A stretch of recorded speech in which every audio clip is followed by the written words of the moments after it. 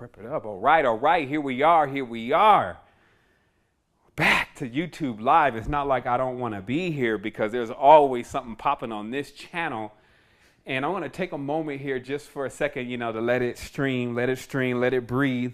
It's going to be a minute for everyone to join the call for YouTube or Facebook to get the sanctions to put me on and all of this. So it's going to take a minute. And then when you do see this on, if you hear it, just type in the chat. I can hear it.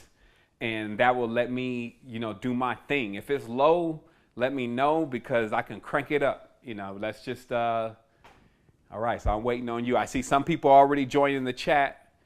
And I'm just asking if you hear me, go ahead and hit that I hear you button.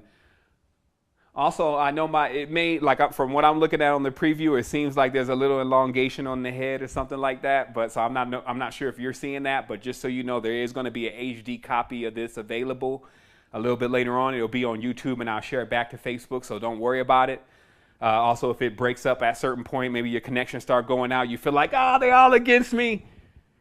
You'll get the archive later on. Don't freak out. Don't blow your day. It'll actually happen for you. And what's going to happen is major stuff. Like I'm actually here right now to talk to you about something that I've done my due diligence on investigating and realized that for me to keep this away from those who listen to this message at all any longer, it's an extreme injustice because they might as well go ahead and get started in their sovereignty, fortifying that more, and also getting solutions to actually getting the resources, the current, etc., needed to birth that fat ass projection you got of what you need in this reality to really get to your fulfillment and sovereignty. So this is where those resources will come from. Now, first and foremost, I do want to say I spent quite a bit of time also drilling deep into, okay, how do we solve this whole money problem, though, with the conscious community? You ask people for something, they feel like they're in church again, like they got I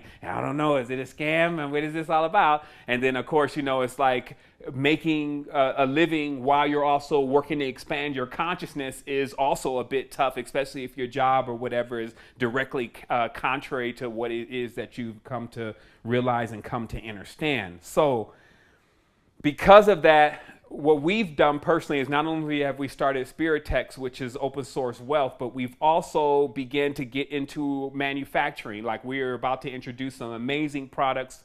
Fiaqua is one of those products that lets you program water. So we went in it from that perspective. Like what I learned from my mother was she was like, James, is because we're not making anything.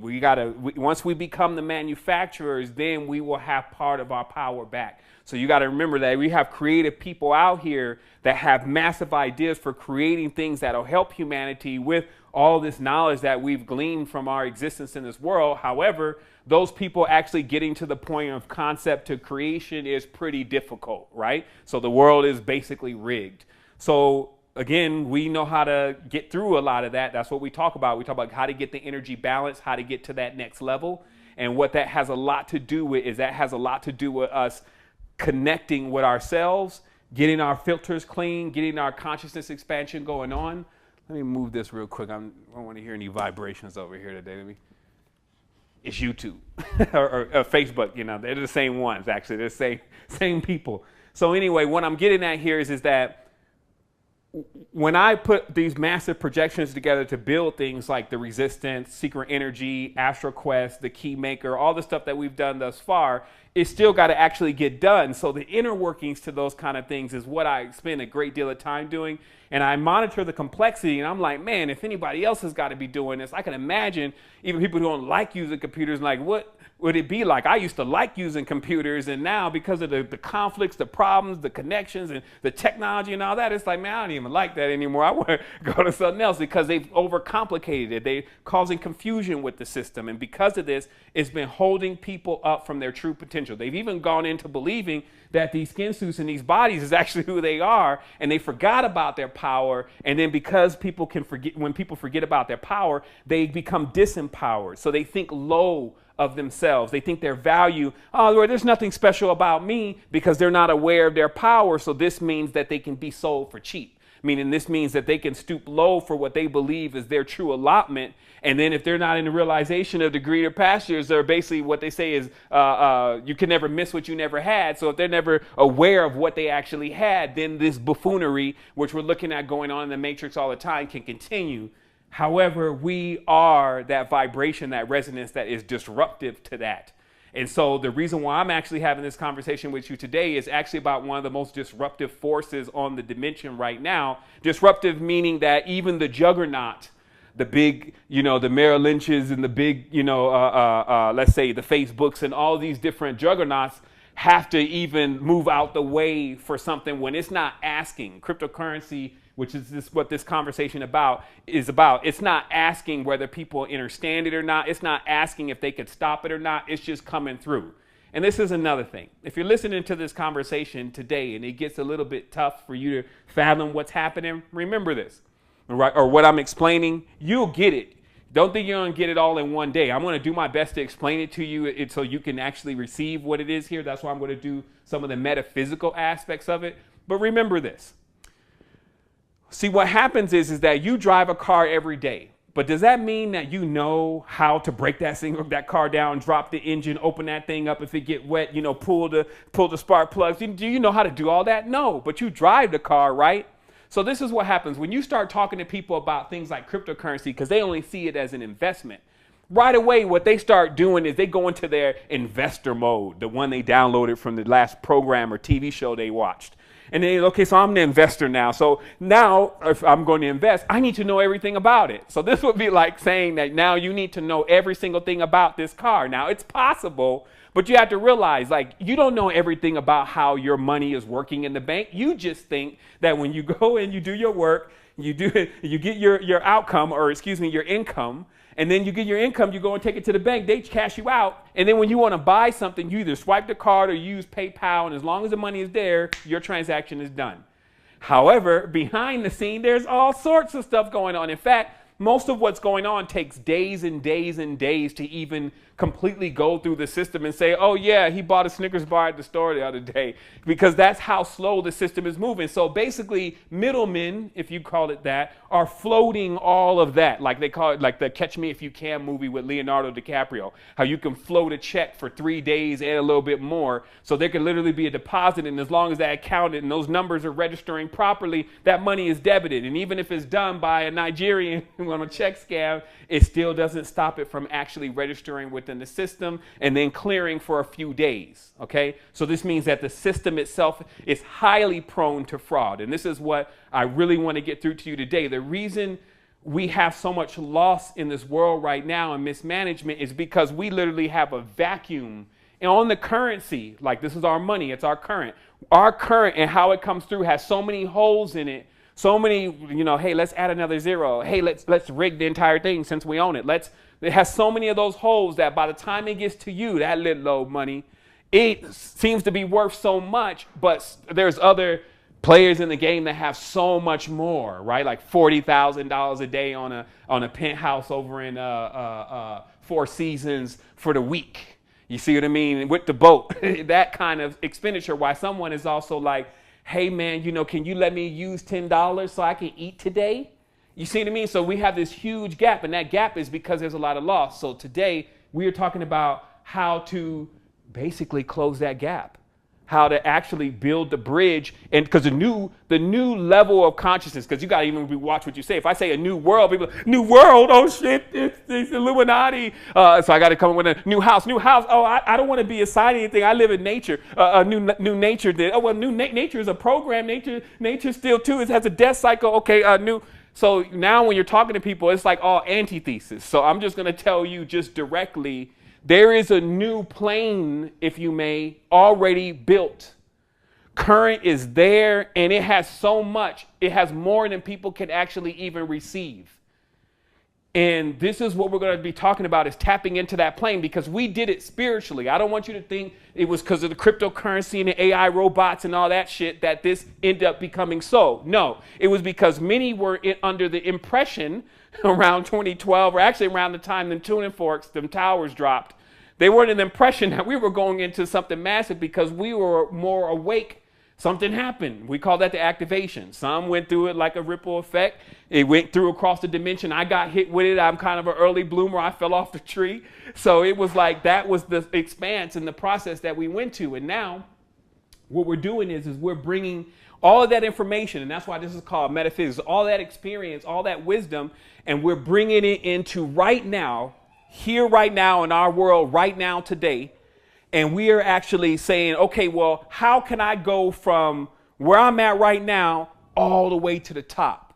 So this is what this is going to be about right now. How, if you're paying attention, just like, see, something like this happened before, the internet.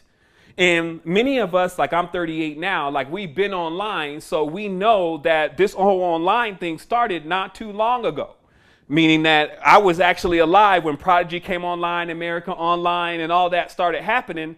And so just like any other person, I could have went and bought yellow.com, red.com. I could have bought that. There was nothing stopping me, but except for my knowledge and my wisdom. And that's why I say by lack of knowledge, they shall perish. So because you didn't realize while you were looking at He-Man or while you was doing whatever you were doing that, hey, you could go right there right now and secure your entire pipeline to your future so that whatever you decide to do, you at least have the resources to power you through it. But you didn't have it, right?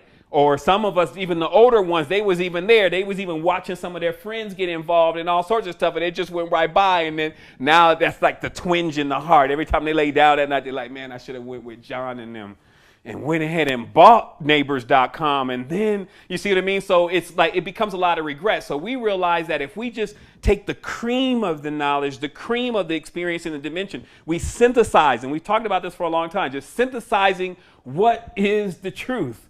And that quirk that we end up with, that nucleus that we end up with, then we can use that. We can tap into that. That's infinite power. Okay? So for me to get into this, I first need to explain to you just the whole concept itself of money. So that way you get it, so you understand what it's really about. So a lot of this will make sense for you. So let's just understand that like they say, in God we trust, or follow the money, that for this segment of humanity, all of who, basically everything that they've embodied, let me get my terminology right here. The gods have always been money. Okay? This is the news flash for a lot of people. Like God is where people have been drawing their energy from, their inspiration from, right? So when people start getting hooked on to, well, that means more cattle, or that means more gold, or that means more computers, or that means more knowledge, that's actually what created the gods for different segments. So that's why even on the dollar bill today, it says, in God we trust. That's why when Caesar deified himself, he put himself on a coin, which means Khan, and that he actually became a god by putting his face on that gold coin.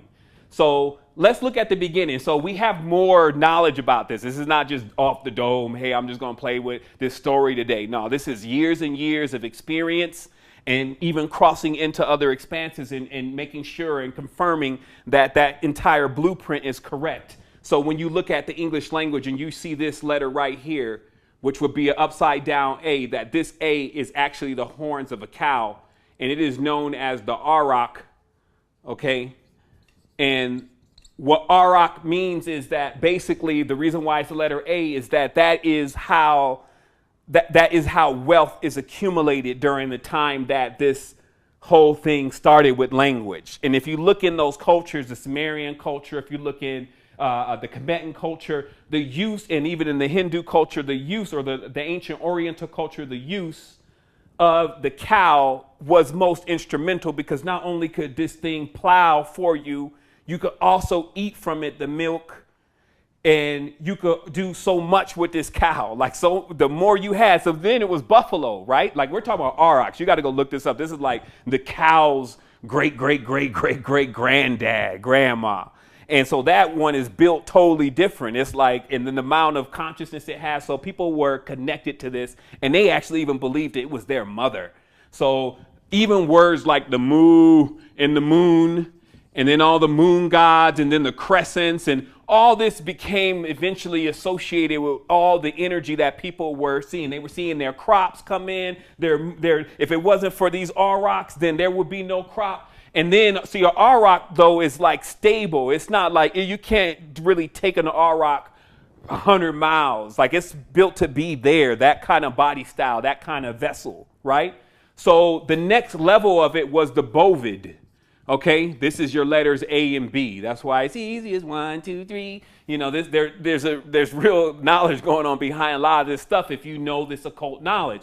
So the bovid meant mobile wealth because bovids happen to be able to be transported. They can pull for long periods of time. So what you had was wealth. How many cows you had determined how many wives you had, determined your allotments, determined everything. The rich man had a lot of cows, even all the way to Texas. This is like, see, none of these systems of current ever die, right? They just remain as layers or planes or foundation under other ones. So even in Texas, those old cowhand hicks, they still know the power of that cattle, and they've made money off of that forever, right? And getting people hooked to it, those golden arches. So those were the aurochs. So that's where it began. And rather rapidly, we began to progress through what we wanted as money. Now, gold always was like this hidden power, okay? Because gold is for more than wearing necklaces, okay? Let me just fix this for, I got my brother Life in the studio today. He may say what's up when we close it down. So obviously that the gold thing, like, it's still in our soul, like that gold, like, but you could do more with gold than just put it around your neck.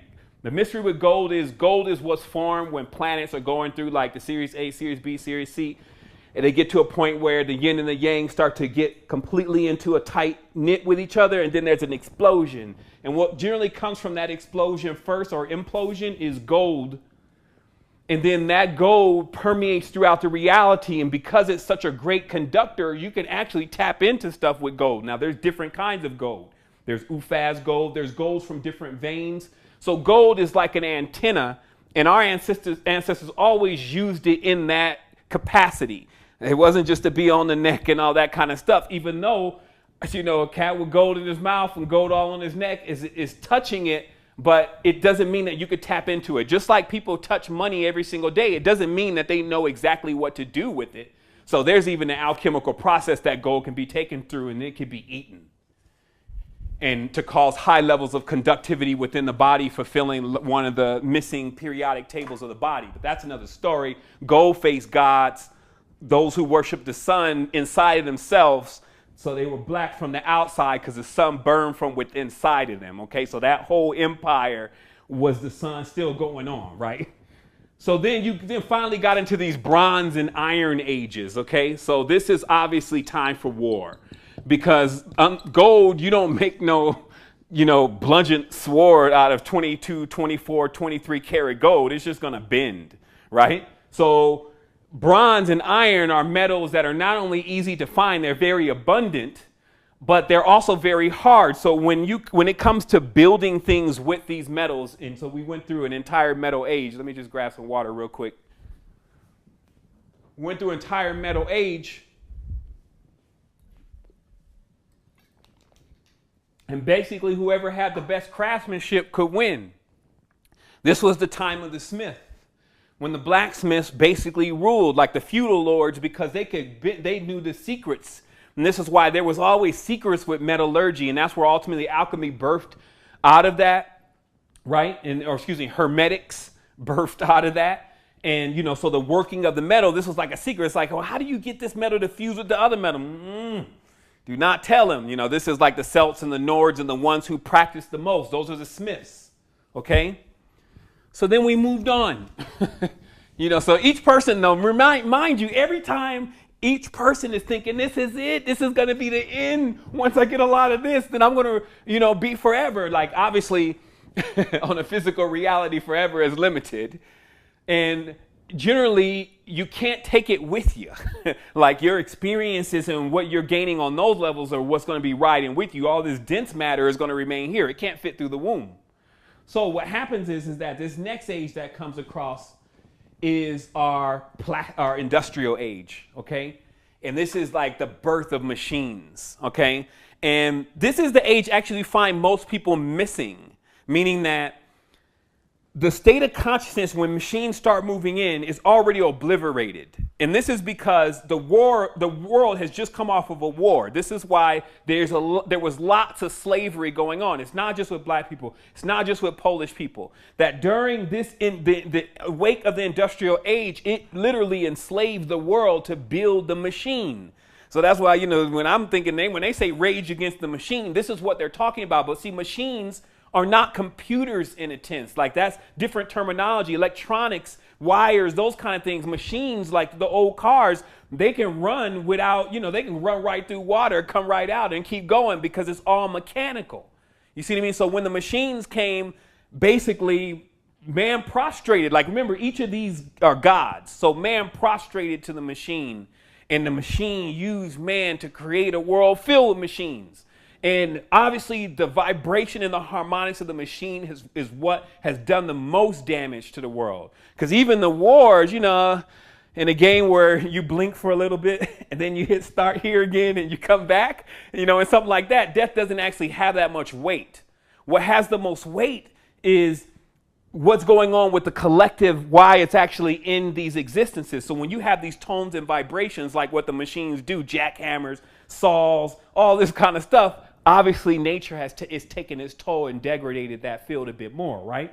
So the age of the machine is being birthed. Man then is able to fly, and cars and all this kind of stuff that's basically plagiarizations from spirituality, but new to this man who's gone through these elements that are shaping and molding him. Because remember, none of this stuff, from gold, even the plastic, is not real. Like it is real. Because you know how some people say, well, plastic is fake. Anything you pull from this earth is real. So plastic didn't come from space somewhere on a whole nother. It's from here. It's what we did with petroleum. So it has some level of sentience to it, which brings us to the next point. So obviously man's now built these machines, and he is now using these machines as an extension of himself. And that's why the buildings and all that stuff, all this stuff starts again. Okay. History does really repeat itself, but let's just see how everyone that's just stuck in it and not able to get outside the box truly to see it as a machination, they feel like each time one of these roll around, because they're still different ages, you could have been here before but not recognize it because the GUI or the skin that's covering it all looks a bit different. The age is different. Now we're building things out of plastics. Now we have machines to cut things down and all these different stuff. So it takes on a different appearance. It takes on a different geometry, but it's the same thing. And this, when you realize this, then you can become a master. Every time the age comes in, you can completely master the system to get basically out of the entire thing.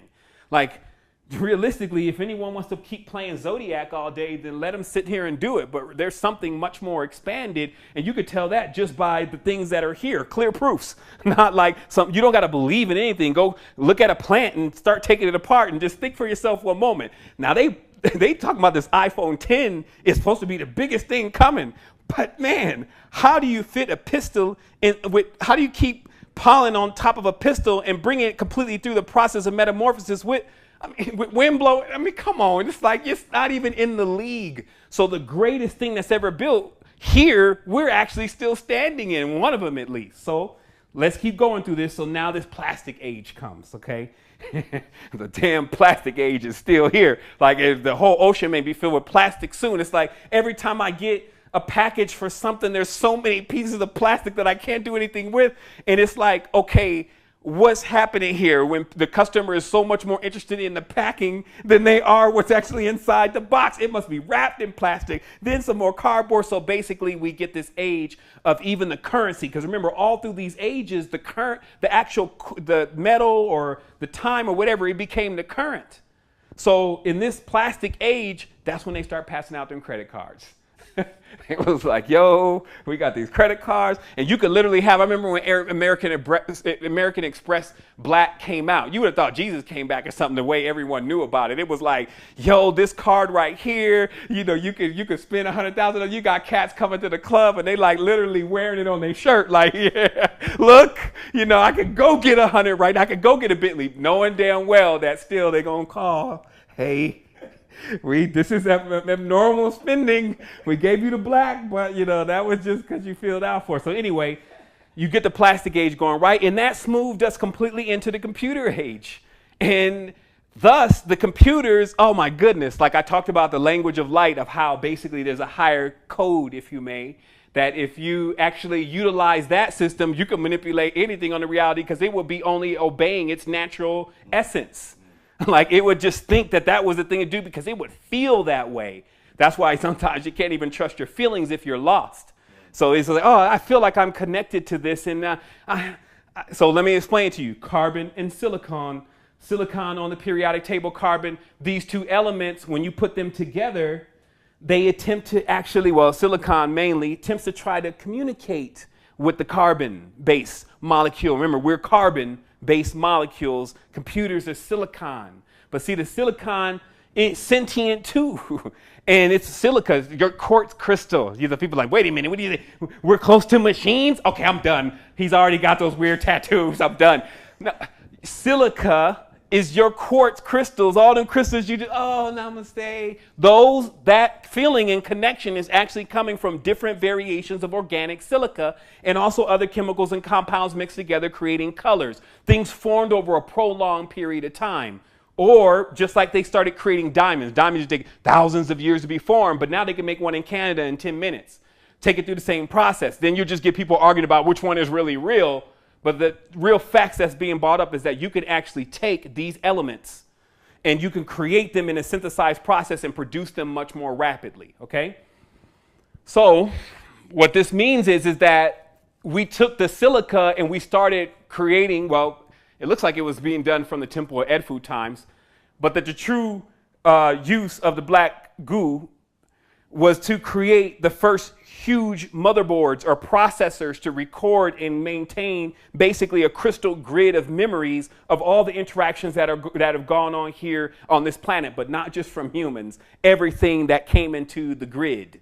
And this is what all these ancient sites and pyramids and all that were really connected to do and are still doing that on their octave, right? So what's happening here is that whole grid of connection with using silica, silicates, crystals, the knowledge of the power when crystal was the god, okay? That is a level of knowledge that brought about, again, the knowledge of understanding how to build computer chips, because that's ultimately what it's made out of. And then ultimately, this all boils down to sand on an ocean. Meaning like sand is what we're talking about. You superheat sand, it becomes glass. You keep superheating it, you keep removing impurities, it becomes pure quartz. It is highly conductive, and if you start shaping it and fashioning it like a Jew can do a trillion cut, then it has more facets, so it has actually more of a dish to communicate. But y'all don't know about that, though, because that was the crystal age. So anyway, moving through this, we find that finally, some people are saying, so what's going to be after the computer age is going to be the age of ether. You heard it here now. Like, there's going to be a final discovery, and when it finally happens after they say the tipping point, when people start realizing, yeah, there's a whole nother field that you have around your body, and that one also has even access to other spaces. It's kind of even what you're using when you're seeing dreams, and it can even do more, and we can even charge it. We can even nourish it. We can even take care of it. So that awareness, because they're simple machines like gastric discharge device, can show you the energy field vividly with your own eyes around your body. So let's say, for instance, everyone sees the gastric discharge device pictures and says, wow, there's another field around my body. Then the age of ether starts to come in because people start realizing there's an ethereal component to their body. But of course, many of us have known that for a long time. So we're talking about when the masses come to the awareness of that, that ends the world of computers as we know it.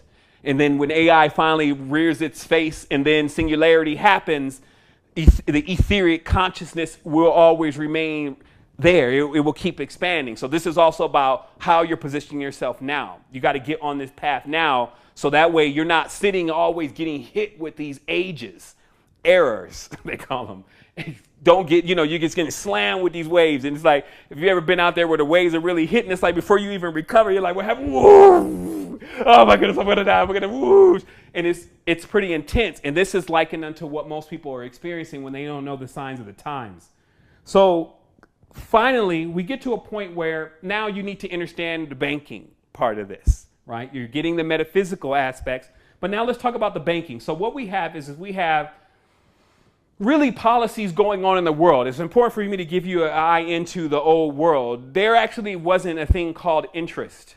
Now, there were other systems. I'm not going to tell you this was the greatest place and they were all sweet and kind and we all lived on the island. We fed each other grapes. That ain't the story of humanity in this last 10,000 years. What was going on is you had a lot of centralized power systems, and inside that system there were few vacuums, meaning few different people doing their own different kind of thing. It's a lot less people, the earth has needing time to grow and experience and realize its individuality before the crazy stuff starts. So during this time, you had simple principles that pretty much resided over kingdoms. So you did have a king and, gods and a few other things set up. But these simple principles were things like, because it was all centralized, there's no interest. There's no such thing as interest. Because what interest means on money. Okay, like having to borrow something and pay more back than you borrowed.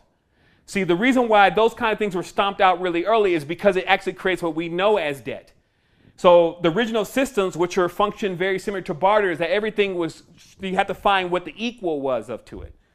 The equal was of it. And the reason why I mention that is, remember, like in the ancient Arab tradition, the ancient Islam, there's no such thing as interest. And in fact, if you charge your brother interest, it's basically like you were acting like the devil. Like if you asked for more back than you were actually given, it was known to throw you off balance. Because think about it, that's really the real principle we want to work with here. If you work for something, you get it, you should be able to have it. So that way everyone is not looking at you like, why ain't you have anything yet? You've been doing all this work, or you haven't done anything. How do you have that much? And this is what goes on in the world, right? So they wanted to keep everything balanced from that perspective. I'm not saying everything else was balanced, but for that perspective, it was really balanced with, hey, no interest. Because also, if you charge someone interest, it was also like it was taken as you were trying to muscle in on the king. Because the king was the one charging the most interest, thus levying taxes. So if you had your own like side taxes, just like right now, it's like you start up your own tax organization, they're going to be like, what are you doing? So just think about it. You got to put yourself as a fly on the wall and reverse engineer the entire thing, and you'll come to this point of realizing there was no interest. So what happened was, we get a time of what we know as the feudal lords. Okay, and this is the part of school that you were actually asleep on. Most of us, at least me, I probably won't even spell it right. So feudal lords, okay? This is a time when basically now the kingdoms are split into little fiefdoms, as they call it, from what I can remember. And these little fiefdoms are ruled by these individual, generally smiths, and they're levying taxes, but they basically have a price to pay to the king. The king's like, look, y'all in charge of the whole thing now. I'm not going to be managing all this like Moses, no longer managing all the people, but hiring the judges to do it. See, the instructions are already there.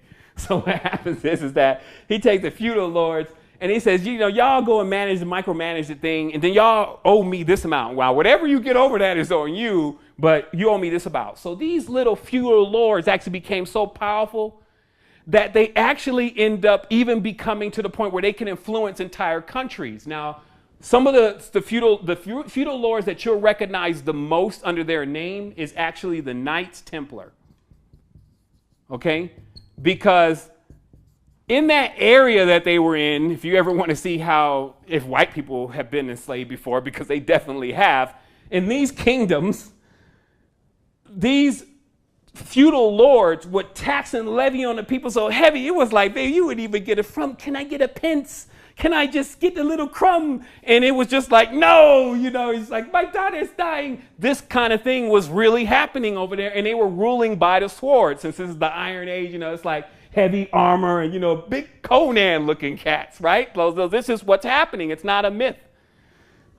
So what happens is that the Knights Templar, or basically then known as feudal lords, became so wealthy they started being able to influence kings, and kings were even borrowing money and resources from them because the king, you know, it was always by birthright. And some of these people were less not able to rule at all. They were better able, couldn't even tie their own shoes, you know, all spoiled, all sorts of stuff. And, you know, so these feudal lords, they were like real in the field. So they had way more intelligence and knowledge. So it wasn't but a short period of time before the kings start trying to borrow from them, even for protection and all sorts of stuff. So this is when you start seeing the big shift of things being in the hands of emperors and all this kind of things versus these mercenaries and feudal lords, etc. But this story is very central for you to understand because it involves the Knights Templar, which are the feudal lords, because they had consumed that area entirely.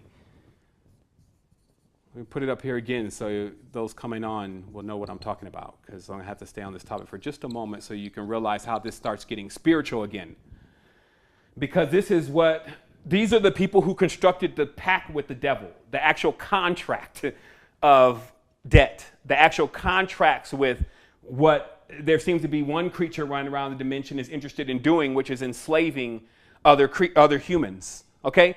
Now, there's people, pimps, that don't mind enslaving other humans. So for you to think that is so far off that there's another being that may not be actually have a physical body as you know it, that may be interested in that same thing, it's not far off. And most people have called that being the devil or Satan. Okay, so that's the only term you have, even if those words specifically, mainly Satan, don't even mean exactly what we've come to believe it as. The devil, more closer to, because of its division, its divide, its evil, its turning it opposite, its awareness in the reality, its Baphometic type of reality, all of that, what we would call life, which is a lie in many cases, is constructed. So they speak with a forked tongue. They tell you things that it is the truth, but it's kind of like not as you understood it to be like that. Weird stuff. Okay. So anyway, staying focused, you have Knights Templar, right? So they got all the money and they're sitting back. They've basically vacuumed the entire land. Everyone that is transacting and doing anything are all paying them. So they said, you know what? We need to get to another territory. We need to get over there where today is Iraq, Iran, what we would call Arabia, what we would call Persia, all those areas. We need to get over there because I heard, and then the stories just are endless. You know, from the 1001 Arabian Nights all the way to, you know, everything you can think of in the imagination of the people on the other side of the world of what they could get from the other side of the world. But the thing was, it wasn't like you were just going into somebody's shit that you were going to take. Meaning that between Ben Saba, Hashashin, genies, sharifs, Aladdins, and all the rest of that people think is false, but still even exists today, jinn, all of that, there was a stronghold that could not even be breached by what we know as the European Caucasus, those areas. It wasn't impossible for them to even get into the structure. They would lose horribly. And this actually is, you know, you're catching somewhat of the end of it when they start reporting the Crusades and the massive losses that the Catholics and all of them would incur with trying to deal with these Arabs who basically they were on their territory. They're used to dealing with sand, desert, all these different things that would consume their armies. So the Jesuits, because this is who's on the other side, that's a whole nother conversation about what they were doing before the Knights Templar popped up. Interesting story though, but the Jesuits are like, man, we're losing these wars. And if we can't get the Holy Land, then we can't authenticate the Christ myth. We need the Holy Land. And then also people believe in the Christ myth and they're trying to get to the Holy Land. They're getting robbed and they're getting beaten and they're piling Christians up by the roadside as a warning for all Christians not to try to enter into this Holy Land. How can we keep the Christ myth going with this? So one of the leaders of the Knights Templar, somehow this gets in. You know, it's still a small world. Get some water here. It's still a small world, so it's not like they got to jump on the cell phone and figure out the Jesuits are having a problem dealing with the Arabs. So this is what happened. The Knights Templar struck a deal. They told the Jesuits, look, we can give you the security. We can secure your people going into the Holy Land. We can help you take the Holy Land. Jesuits was like, I'm listening. Basically, what do you need? This is what we need. First of all, we want to be able to lend people money. And right then the Jesuits, no. Because see, a lot of these people are coming from old states of consciousness that everyone practices as a principle. It doesn't mean that they're good or bad. They have this way. It's like trying to tell someone about computers that didn't even grow up in that age. They're like, the beeping and the phone and all the button. I don't want to deal with that. And then also, it just keeps going. Like people are out of their league, right? So the Jesuits, when they were asked for that first request, they refused it. No. Then they got their ass kicked a little bit more. And then they came back and they said, okay, what is it that you really want to do with this interest? And then the Knights Templar were already ready for them, because they're actually moving with another hyperdimensional being that we'll get with later. But they were already ready for the Jesuit slip right then of allowing them to charge interest. So they presented this.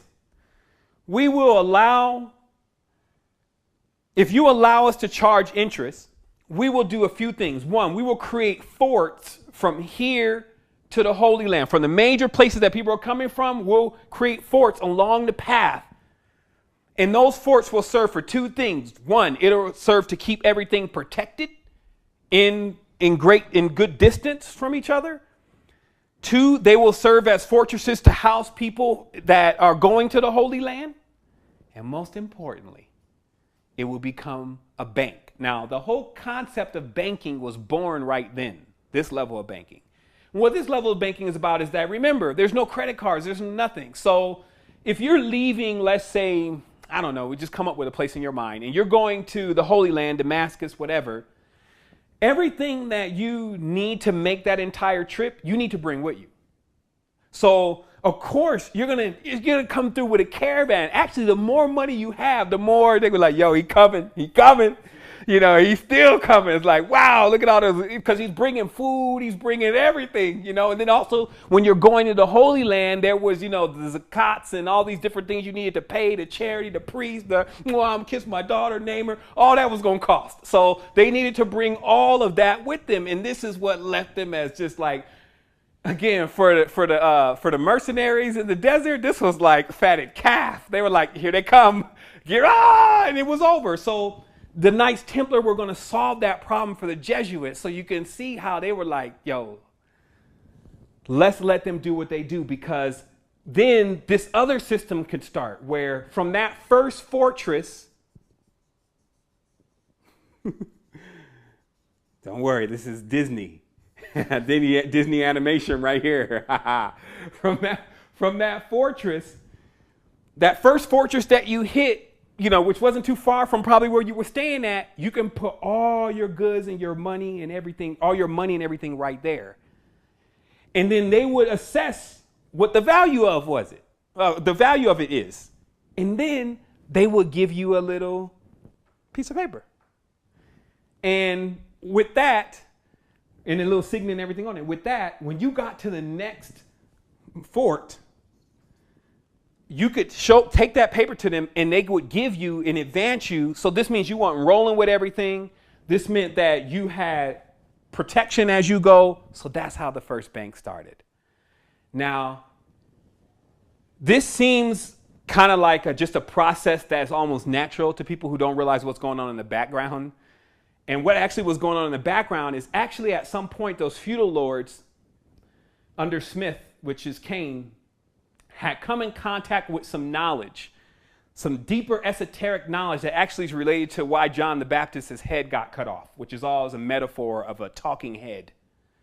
And that John actually comes back in the Greek as Oannes, which actually comes back further and further till you get to basically a fish god who supposedly came out from the ocean and taught men during the day. This is basically the Saturnalian mythos.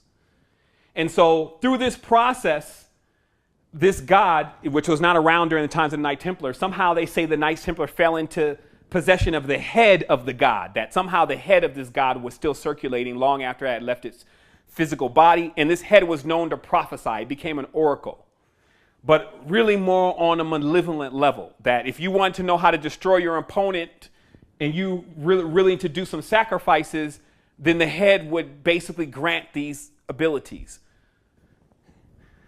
All right, all right, all right. We're going to let it breathe a little bit. Let it breathe and, let everyone rejoin the chat. Yeah, you know how it is. It's free streaming. Most companies charge for the stream and Facebook trying to get it going on for free.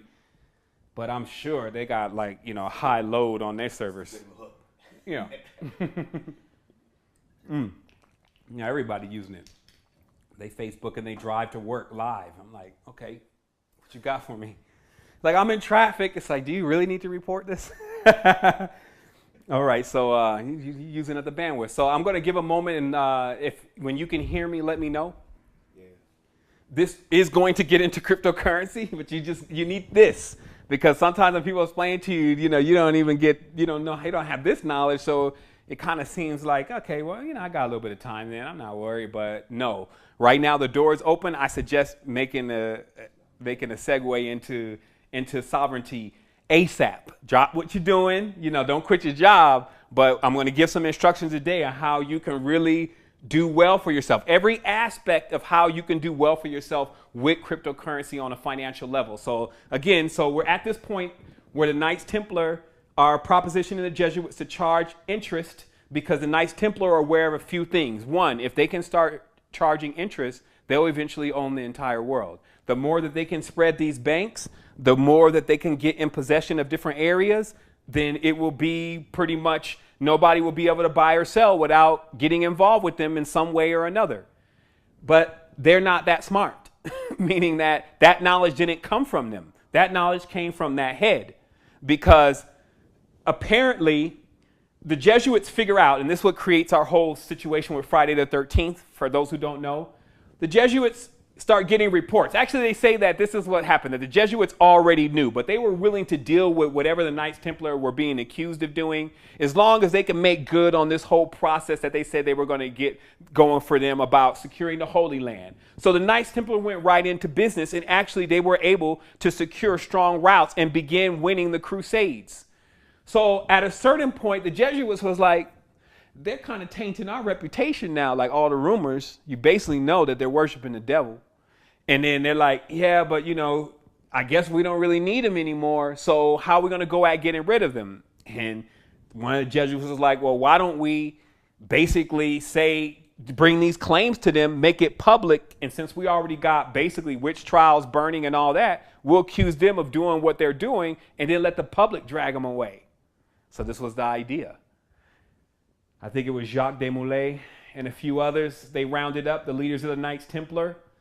And on the Friday the 13th, they set them out to be burned, I guess, at the stake. And supposedly Jacques Desmoulins uttered a curse against the Jesuits that they were cursed forever and that they would basically die horrible deaths and all sorts of stuff. And he uttered that curse to them on the Friday the 13th. Now, there's many stories that go on around whatever happened with those knights. Even the story that the Jesuits even bought them in, when you really understand the Jesuits, seems a little bit fabricated, brought them in and actually put them at the stake. It could have been and probably was a mock scenario. So the public sees it as one thing. Oh, the Jesuits don't want the Knights Templar. Knights Templar stop existing as Knights Templar. They want that anyway because they need to move out of the spotlight and run these banks in the background.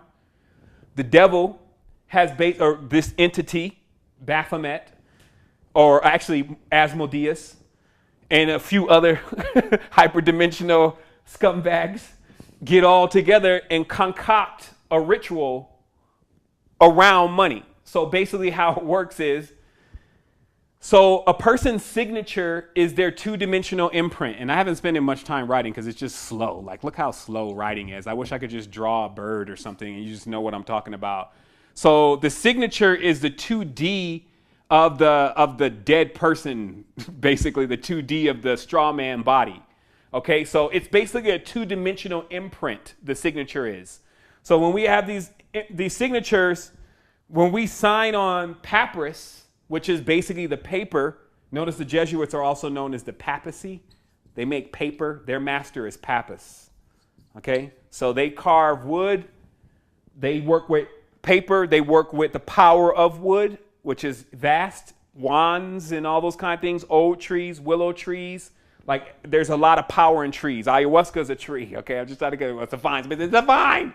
Okay, I would just connect it for you. There's some trees in there, but there's a lot of knowledge. That's another age. There was an age of paper where even poetry, that's the age of romance, where they're basically casting spells on you, selling you this dream about this fictitious prince and Montagues and Capulets. This is their craft. Okay, that's why when they wrote that Bible, folks still don't know what it really is saying, and they just in love with it. You see, so they work with paper. Okay, so this paper they were putting together, basically, if they could get the two-dimensional imprint of the person on the paper with an obligation to the God that they trust, it meant that the person has sold their soul to the devil, and thus they will hold those souls.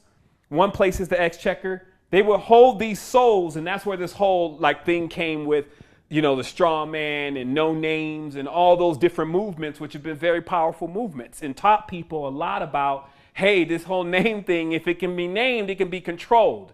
So remember, on the top of all this trust law, they don't own anything. They manage it. So that way, when something happens, they're not on paper as the one that to go to, even energetically, spiritually. McDonald's is not getting a phone call himself. Mr. McDonald, you made my son sick. He ate this thing. No, you're calling like customer service and okay, we'll report that for you, ma'am. You're never going to get in touch with what's on top. So they've separated themselves from the reality and allowed this system of banking and the buying of souls and the debt and the accumulation of debt and weight, which means you just get held up. It's like you don't get enough money. You try to borrow money, you get in debt. You just get held up. Every single thing is like it's a holder, it's a stick up. Like they rob you for your energy, your current. They form contracts. They carve paper. People have seen enough of what's in the dollar bill. I did a whole video on all the bills, mostly in the world, to show, hey, this is not just the dollar bill. Look, this galoosh, which is the name of all of that weaving that goes on. People don't even know what it's called. That galoosh and how that affects things on a vibrational level, that's the waves and the frequency right there. So it's just like there's another level of knowledge. Back around when they were playing around with wands and not PlayStations, there was a whole nother way of communication with nature and all that was here. And man and woman found their entertainment within something else, predominantly creating these interesting beings that you see walking around here all the time if you're taking a moment to look. So anyway, the debt system is created. The Knights Templar begin their banking throughout the world. Just like their cross, which is actually a symbol of the cube itself and mastery of the cube. The symbol of mastery over the cube. Let me draw it right. Hold on. There's a few of them. They all have different variations. Sometimes there's a curve. They like to work with the angles versus the curve. So this is their star. This star is a mapping of the vertices of a cube, which is the world that people have been confined to in their square minds. Okay, so, and then it basically comes out as a cross to a lot of people. This is the mastery of the four elements and the knowledge of the time in which there was nothing beside the four elements. So just to understand this, let me get my board here. Take just a quick moment.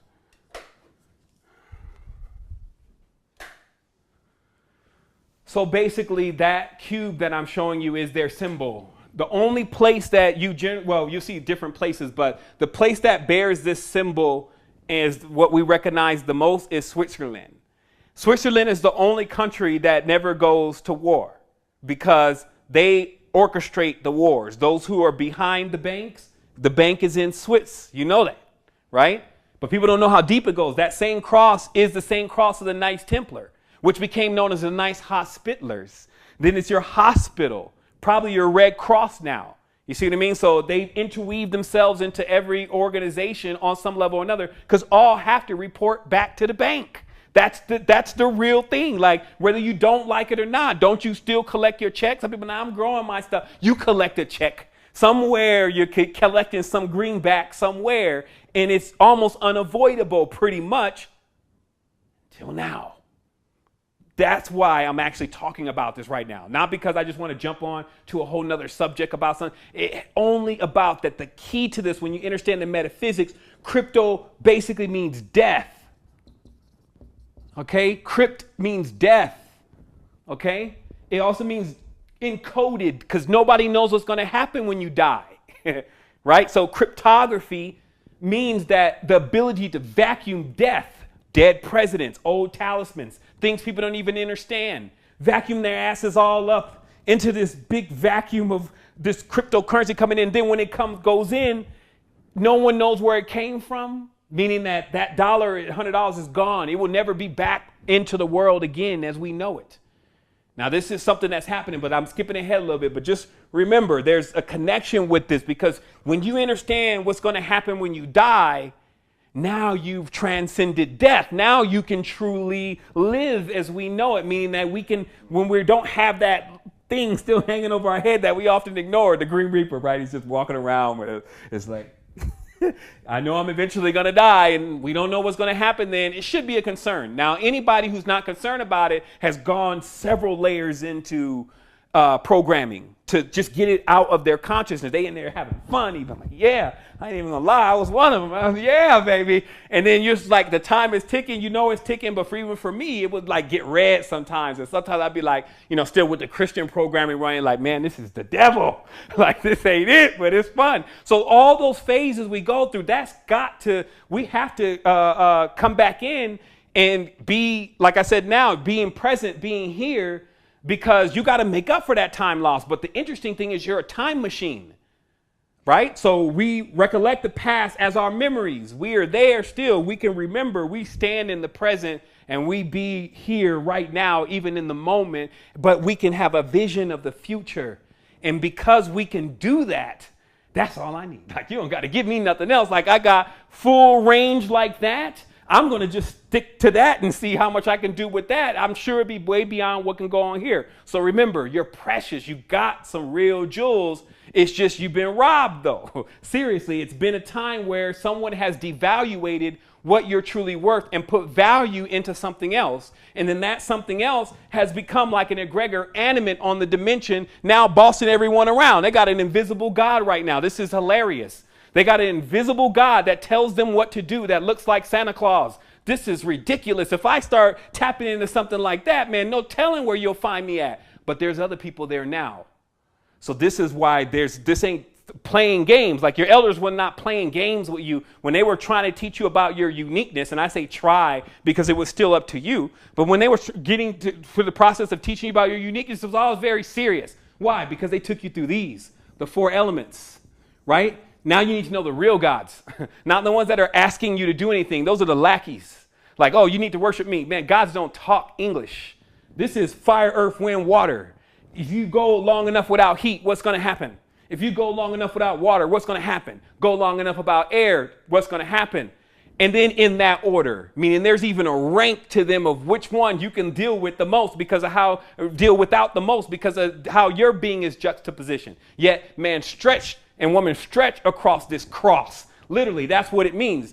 You're stretched out across the cross, right? They call that on the spokes of the wheel of time, right? Playing around in here like these folks didn't just decimate your ancestors. And I don't care who you are, whether you're Polish, whether you're African, you're black, whether you're white, whoever you are, it's been slavery. And it's been going on a higher level until right now. And then you still got people running around here just tapped into something else, but time out for that. So here we go. We're going to keep going.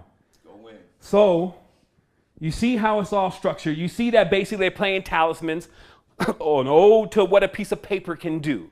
OK, like it's just something that you don't know about, but you can concentrate power within parchment.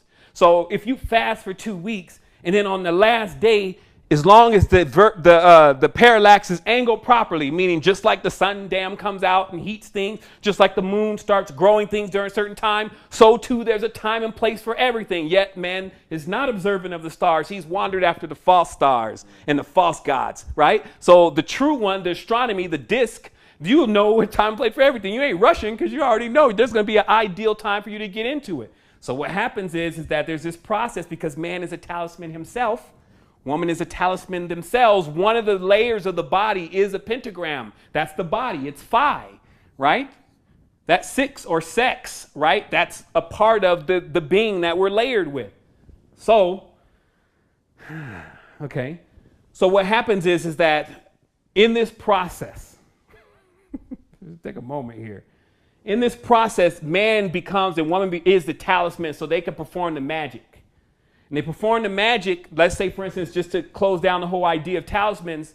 So since you're magic as they know it, you could come after a 2-week fast. Now you're super hungry, but you wax strong, like the body's almost dead. Like it's lost the battle, and now you're almost completely spirit. That's the purpose of fasting.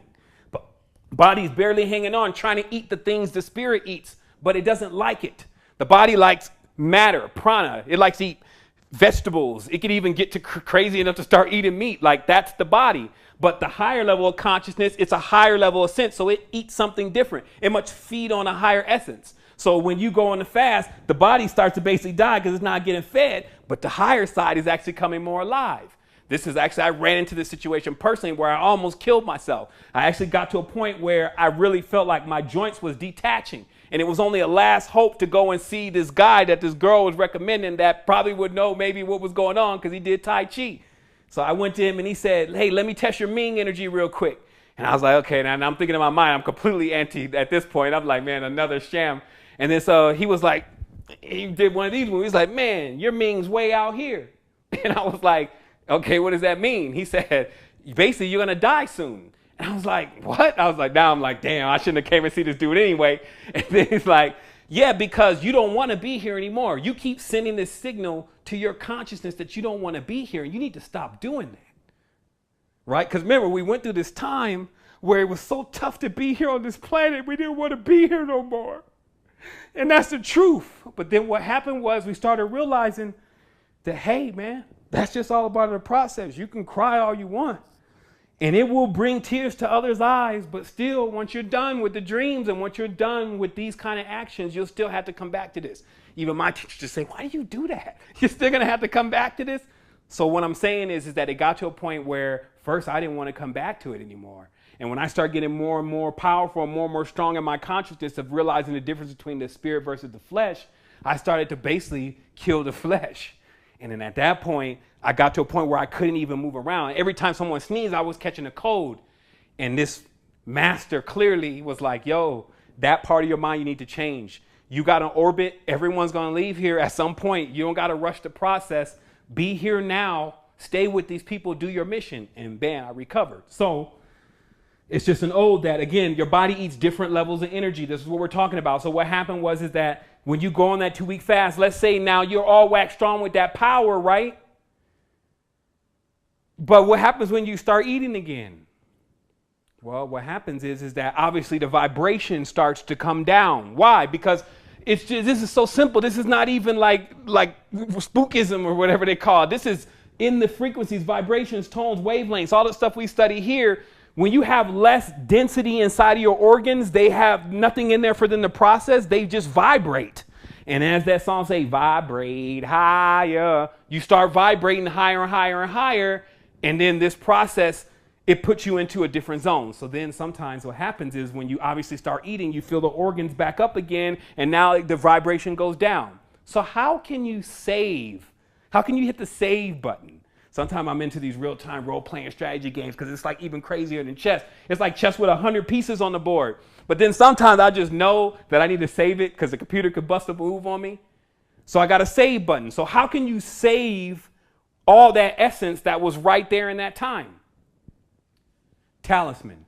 Now, not only is it saved in your consciousness, I would advise to understand that everything that's outside we have within. You are the living talisman. There's a ring or a layer that you've gone through during that experience. But there's another way where you can actually conscribe something. Now, this could be your form of art. That's why talismans are not just a little piece of paper with squiggly weird lines on them. Talismans also are works of art, paintings. Like the Mona Lisa is a talisman. So what it is that a person that has any form of their unique expression, if they take it during that time and they create something, it stores, saves it. And then that's the power of consecration, okay? So the dollar is consecrated. Now the reason why our dollar especially is a rectangle, right? Because it's on phi, okay? And it's got a face here, which is a dead president, okay? So that's necromancy. It's like, you see what I'm talking about here? You have a talisman constructed with a dead person on it with their 2-dimensional signature. You have a magnetic strip running across it, so that way it has a power supply. The reason why it becomes a power supply for it, for those who have that question and understand electronics, is because it's actually a tree. It's still made out of paper. Paper doesn't charge with electric, but it charges with magnetic. And so thus, power has been given to the God that they trust, this dead necromancy holder, which is basically all the dead presidents are actually basically tubes to the egregor that was created during when they decided to bring from heaven to below and work the craft on the entire world. And basically that's what you're dealing with within secret society, is that they concentrate all their energy into an egregor.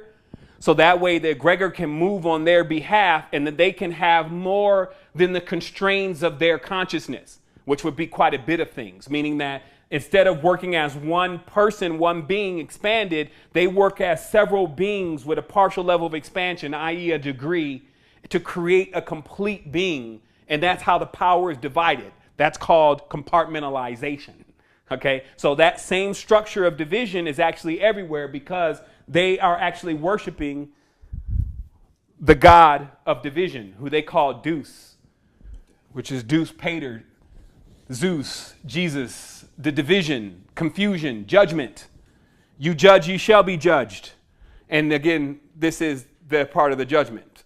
So 1 second, let me make sure we're still good.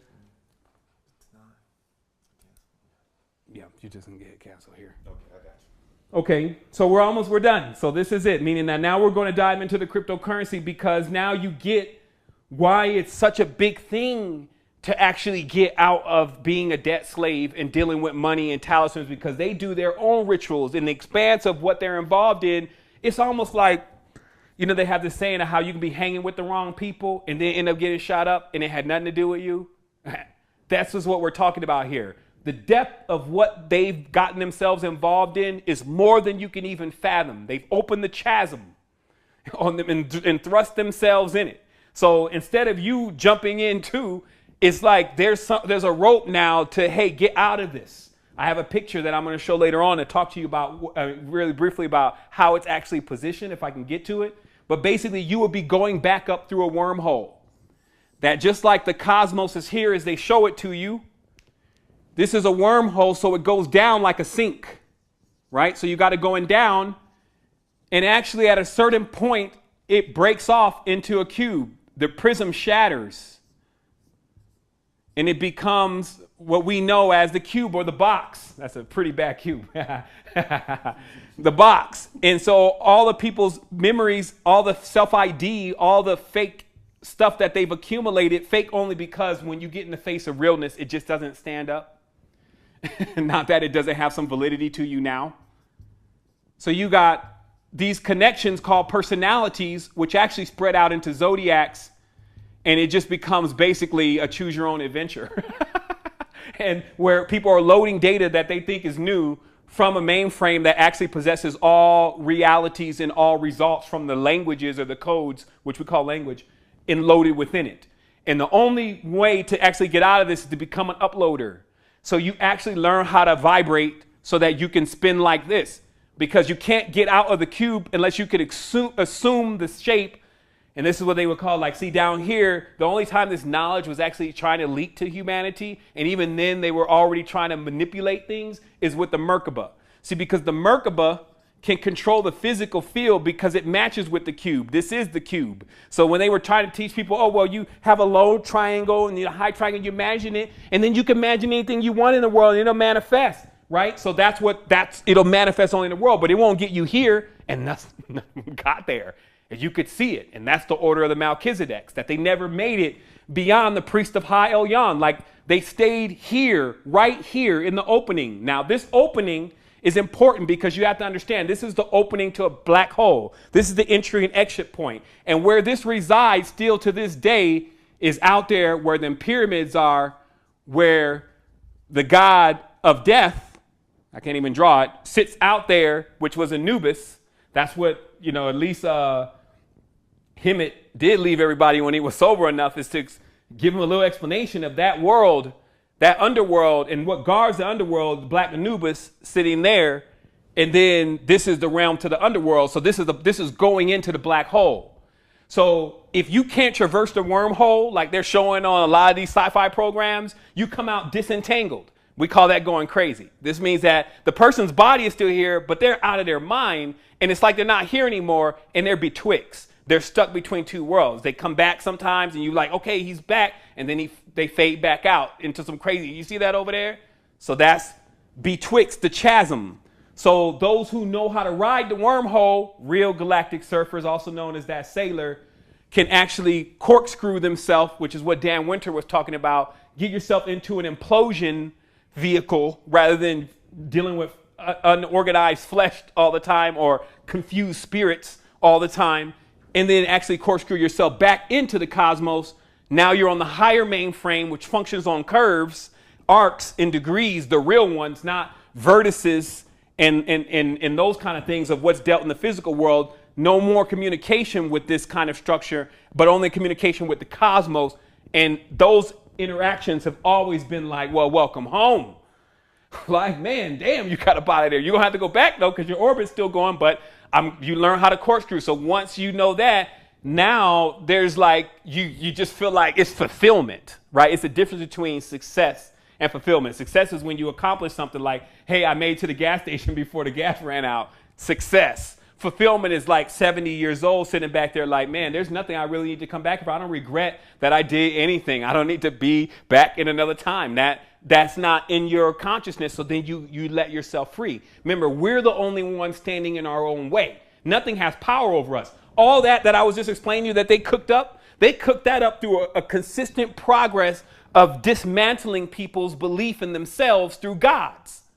Like, remember, all the Jesuses and all of none of that stuff as its original story, its original Gregors, its original rights was ever externalized. It was all a magnum opus of the process of how we can eat some wheat and turn it into a seed of life for a man and an egg of life for a woman. That there was an entire alchemical incubator going on inside of here. And when we discovered that, then we would know what God knows. And that's the only connection of what was going on. So nobody was trying to find this externally. They were all looking for it within. So woe to the ones who created something external for people to bow down to and to believe was actually existing, okay? And not realizing where the knowledge truly is. So here we go. Now we're rolling into part 2 here. Enter the new age. What happens is, and we're fast forwarding quite a bit, some papers appear online from a Satoshi Nakamoto. Now this happens after a few key things happen in the world. One, debt. The world starts going broke. Remember the whole Greece thing? Remember all these countries, they need to be bailed out by the World Bank. They need money, right? So the world, as we know it, whole countries started going broke. And they were results to it. So it's different than the one that everyone's always broke. Remember, wealth is now in actually the economy and all that's measured now on deficits. So it's like basically measured on being broke. It's not measured on being successful, balancing out, any of that. Okay? So ultimately what happened is that many of these countries, their debt notes were called in by the bank. Like, okay, well, all right, now, it's time for you to pay this interest. And they were like, man, you know that nobody can really pay back interest. What you talking about? It's like, well, we're going to need the Palisades then. We're going to need. And they're like, oh, come on. What do you mean? Oh, it's like that now? It's like, yeah, it's like that. You're cut off. And this is, you can't, honor amongst thieves. Come on. Like, no, it doesn't happen. Dragons or snakes in this case, they're like the crystal birds. They, mine. And when one's about to die, they all jump on him. I'm in power. So this kind of thing, right? They're completely oblivious to who they truly are anymore. They've given themselves over completely to mammon, all right? So what happens here is that countries start going bankrupt. It was a serious thing. People start realizing that, it's not the country's problem anymore, or they're not fixing my problem. I'm going to have to fix it. And for many of them, it was too late. It just, the as in dropped completely out of it. So it's still going on, and it's happening in more places. You even have nice places just full of the people that they don't want it there, they don't have jobs for, and they're little racist against. So it's upheaval, okay? It means that the diaspora of the world, the pot, like who moves the cauldron, right? So those souls that are moving now, coming out of the lands, the deep lands of the fertile lands, they're moving, and now they're moving into another place. So that's energy moving. It's coming down from the south up to the north. So this is like world Kundalini, right? Like people got to put this, you can't spell it out for everyone. You got to do your own work. But this is what it shows. It's like you got people moving, they're moving up. Energy is going to start moving up in the bodies. But of course, this doesn't mean, like some people always say, like, well, that's going to get better then. Nah, this is not a better or worse.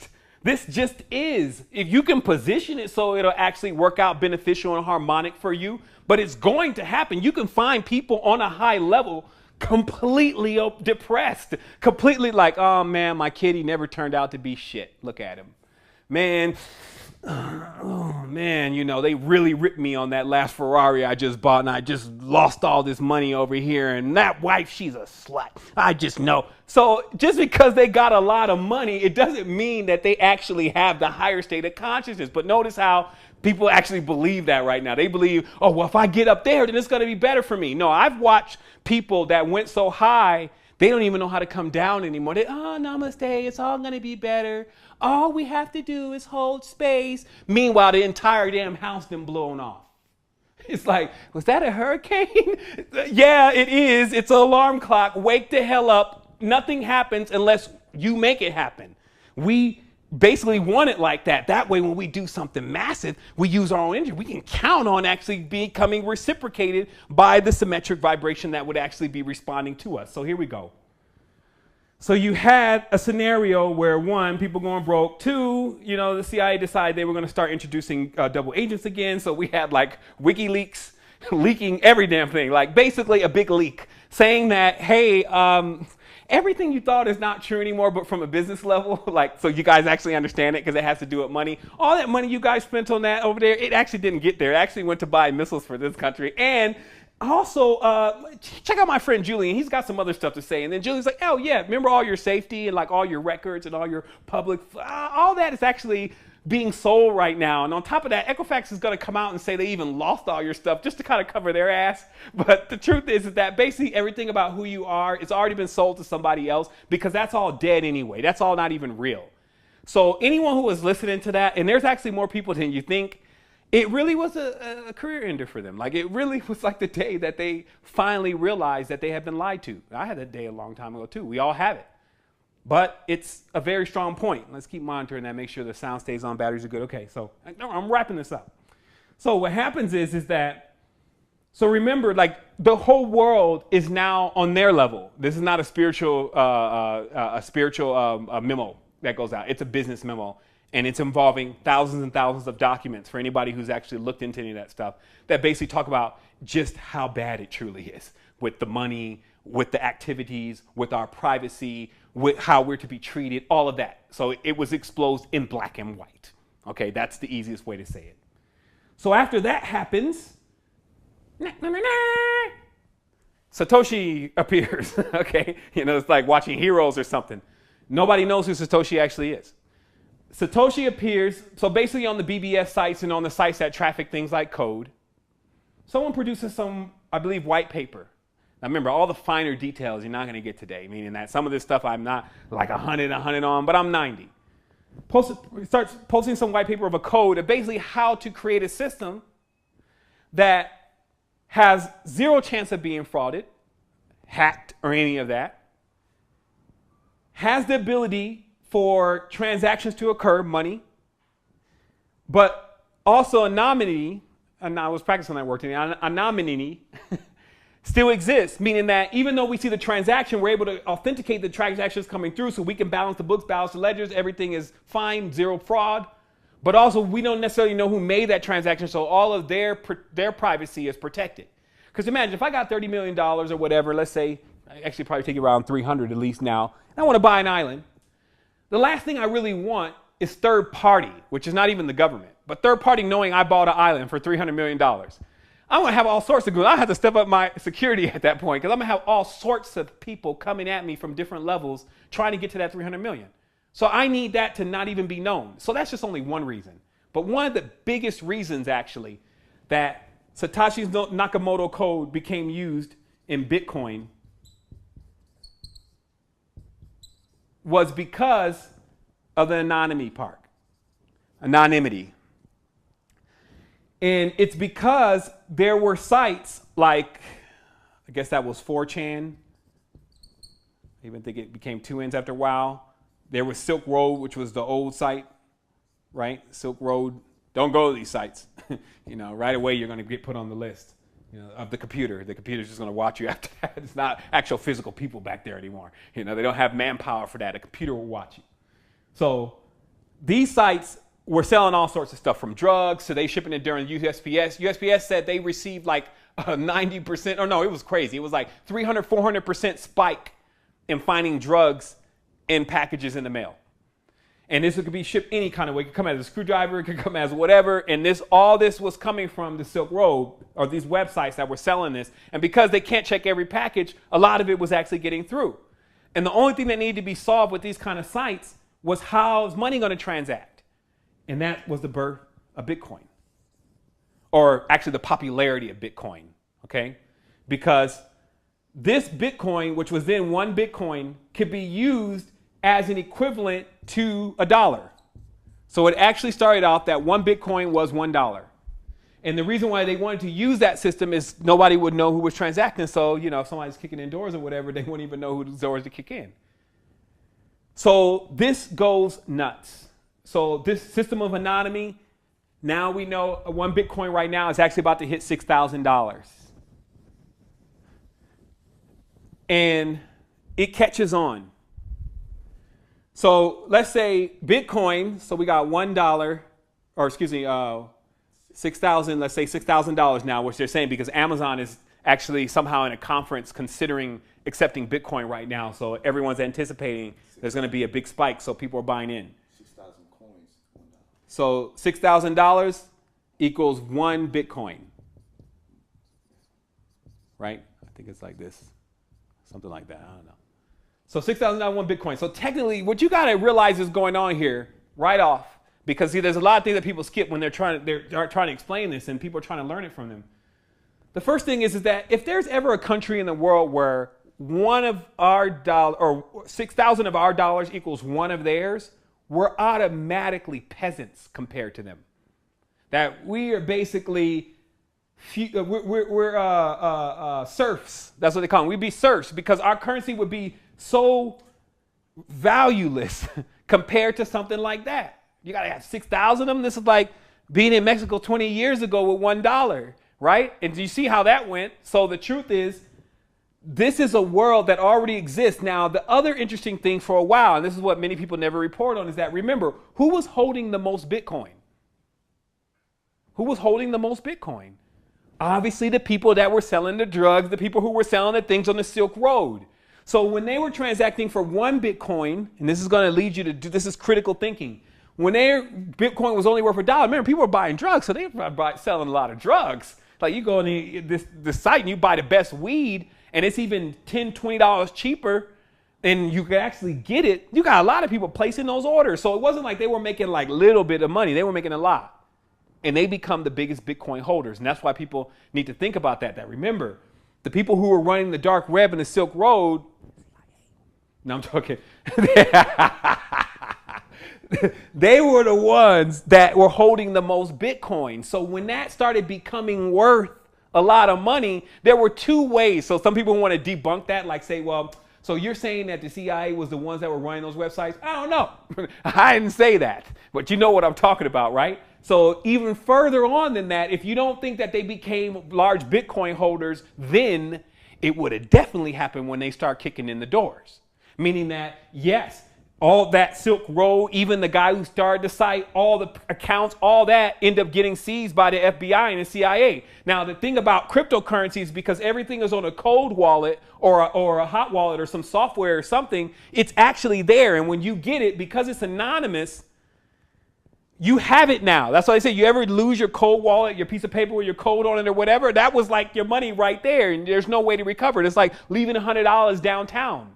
So when they went in, apprehended all these people, they also apprehended their cold wallets and hot wallets and all the rest of the wallets from cryptocurrency. So if they didn't come into possession with most of the coins, and this is important to know now because of something I'm going to explain later, if they didn't come to the possession of the coins in the beginning because they were actually running a lot of those outfits, they actually did for sure come into them when they went and kicked in all the doors of the people who supposedly were running it. So you just know that they have them.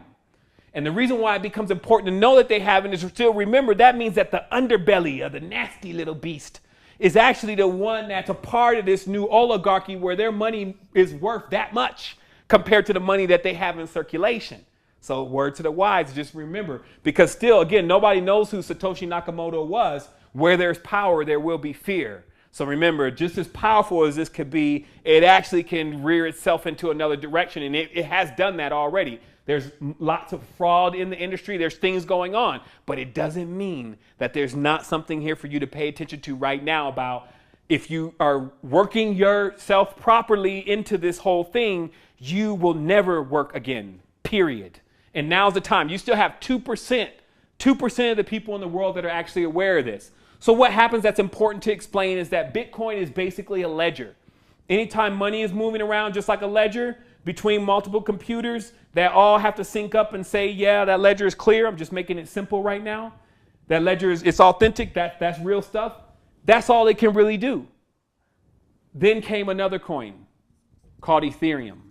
It started as a crowdfunding campaign.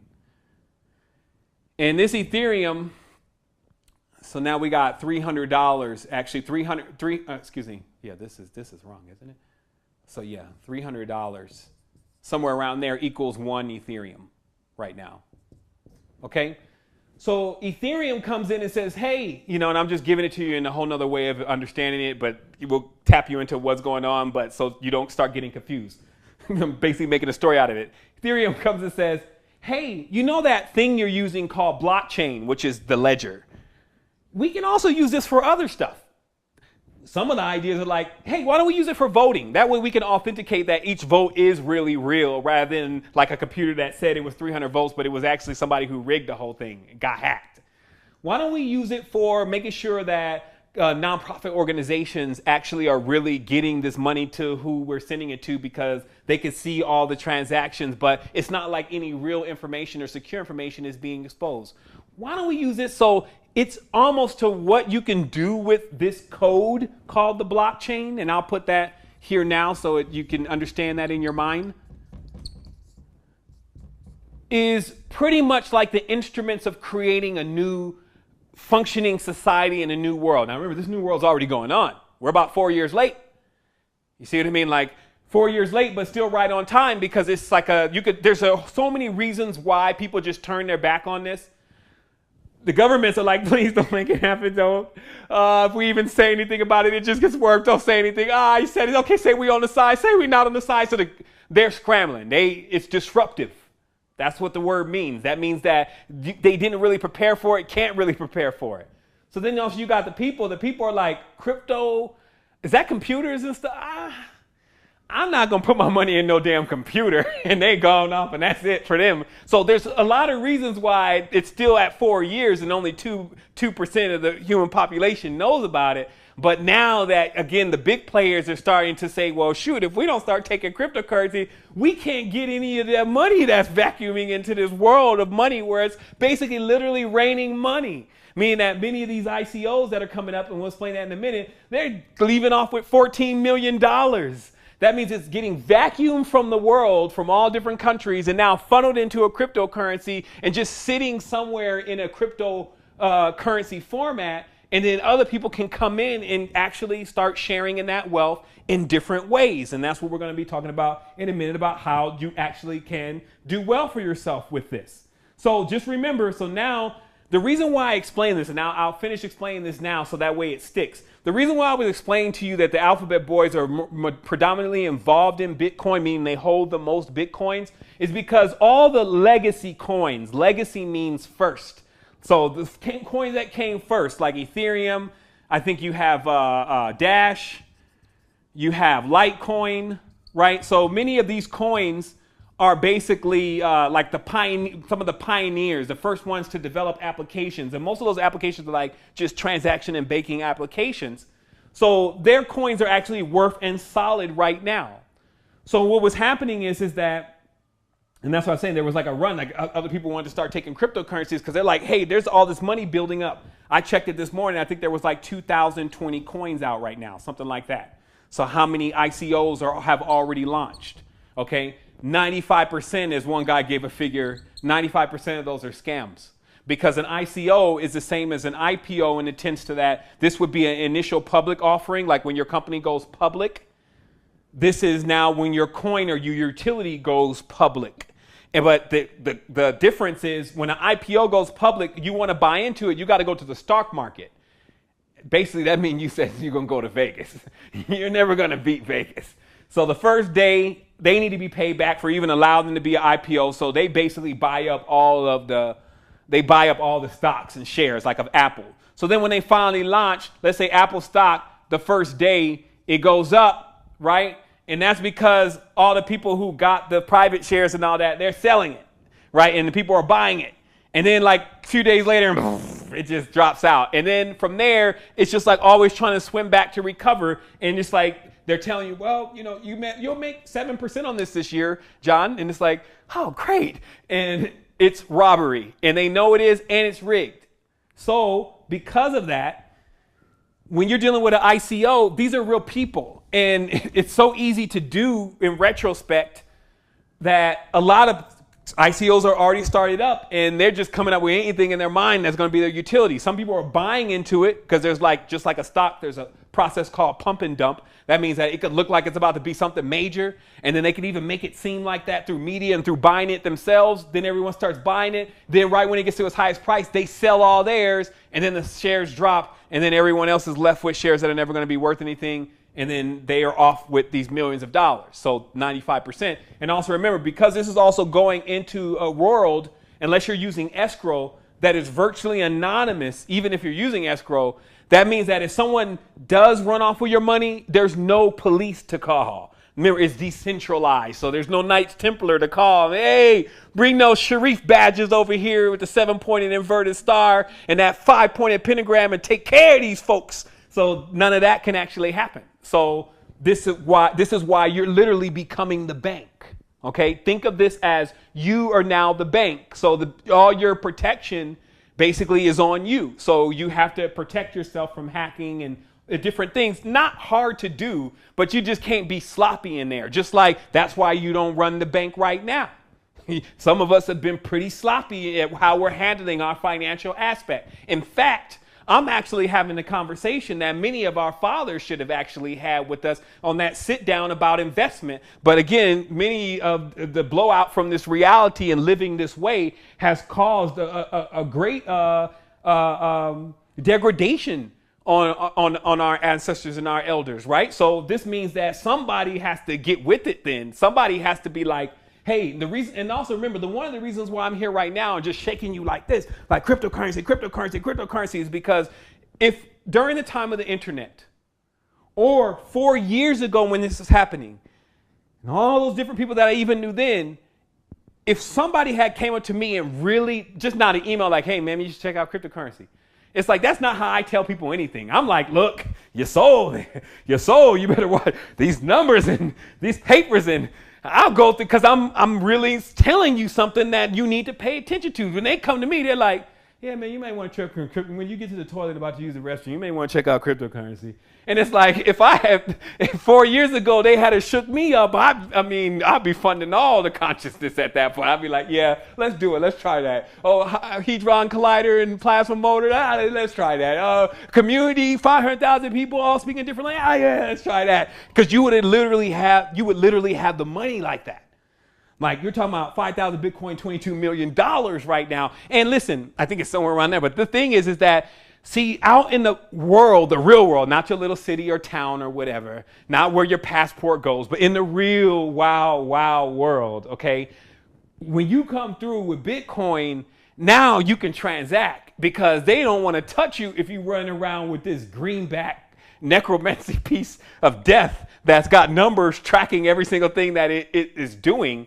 So what I'm saying is that you become instantly an international banker. See, that was my whole thing. Is like when I started getting a lot of money and I could no longer put it under the mattress and I was a bit concerned, I started realizing that actually I had been sold a lie. That just because I had a whole room of cash like Brewster's Millions, it didn't mean that everyone was going to want to take it. And if I walked onto that Bugatti lot and tried to bring them suitcases with some big dudes and they was going to be like, you need to go to the bank with that because we don't know where that came from. We don't want to explain to anyone why we have this. It's like, no, they don't want it. So money is not really as valuable as you think it is when it comes to big purchases. So then you start thinking, well, I need to get into international banking then. This is the process.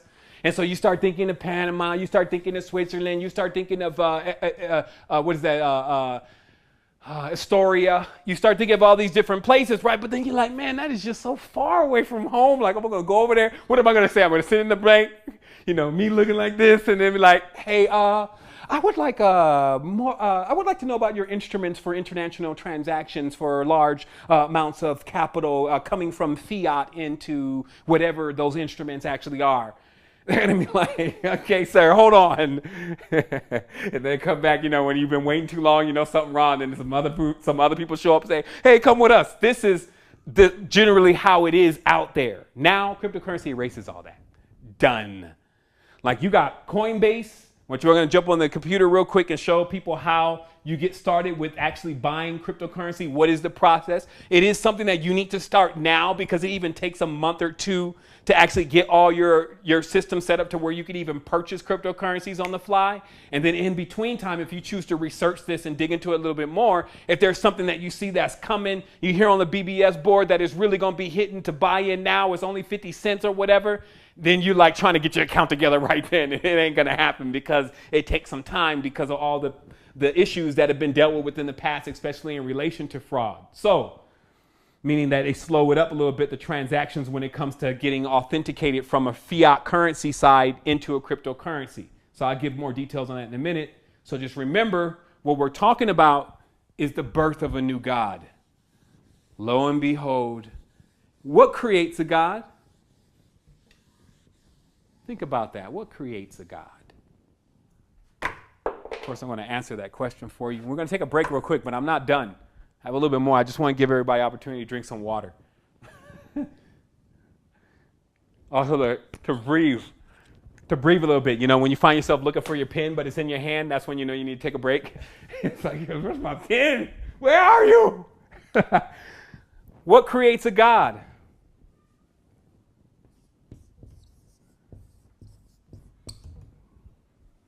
That's how gods are created. It will always be that way. Anything that we've learned to trust in, remember, we trust in those damn cows. It's like, that cow not moving, we're done.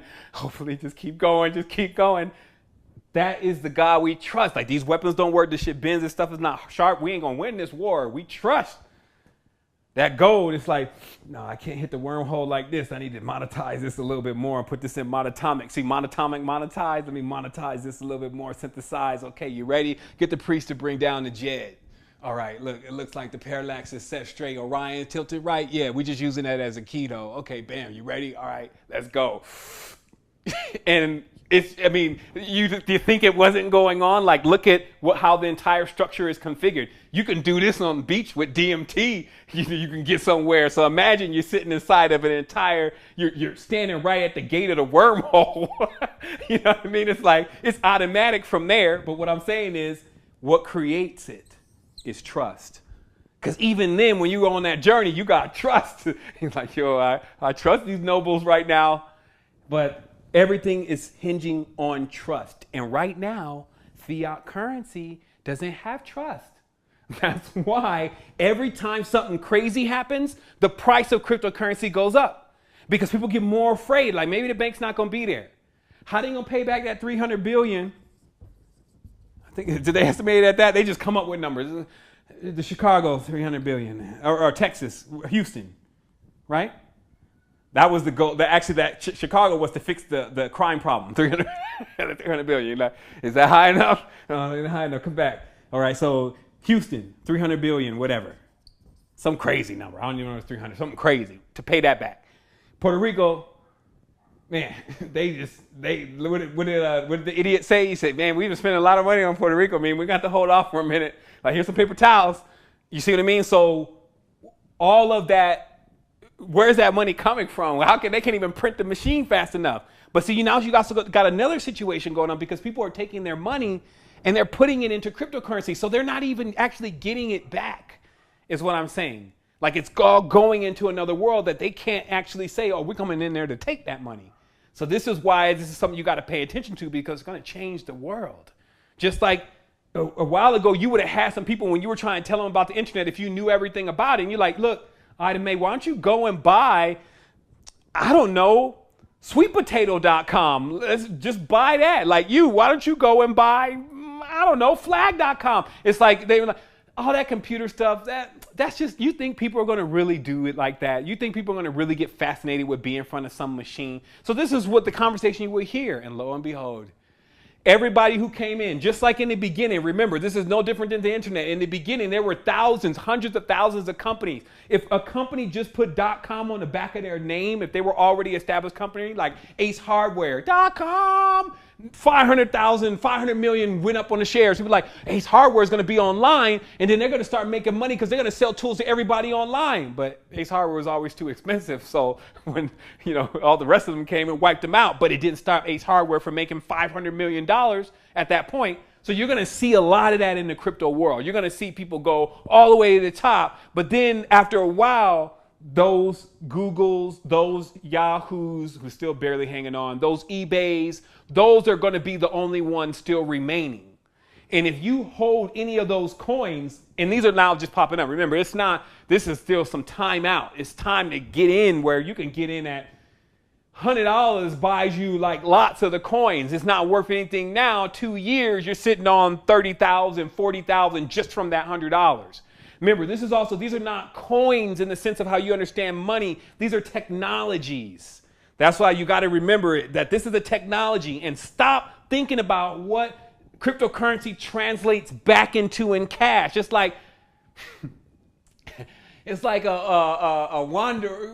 Hold on, I had a good analogy here, but it's basically like looking back. I call it looking back. So there's lots of scriptures. The wife of Lot or whatever, she looked back, she turned to salt. It's like there's you free some people, they keep looking back to eat. They looking back and like, yeah, let's go back.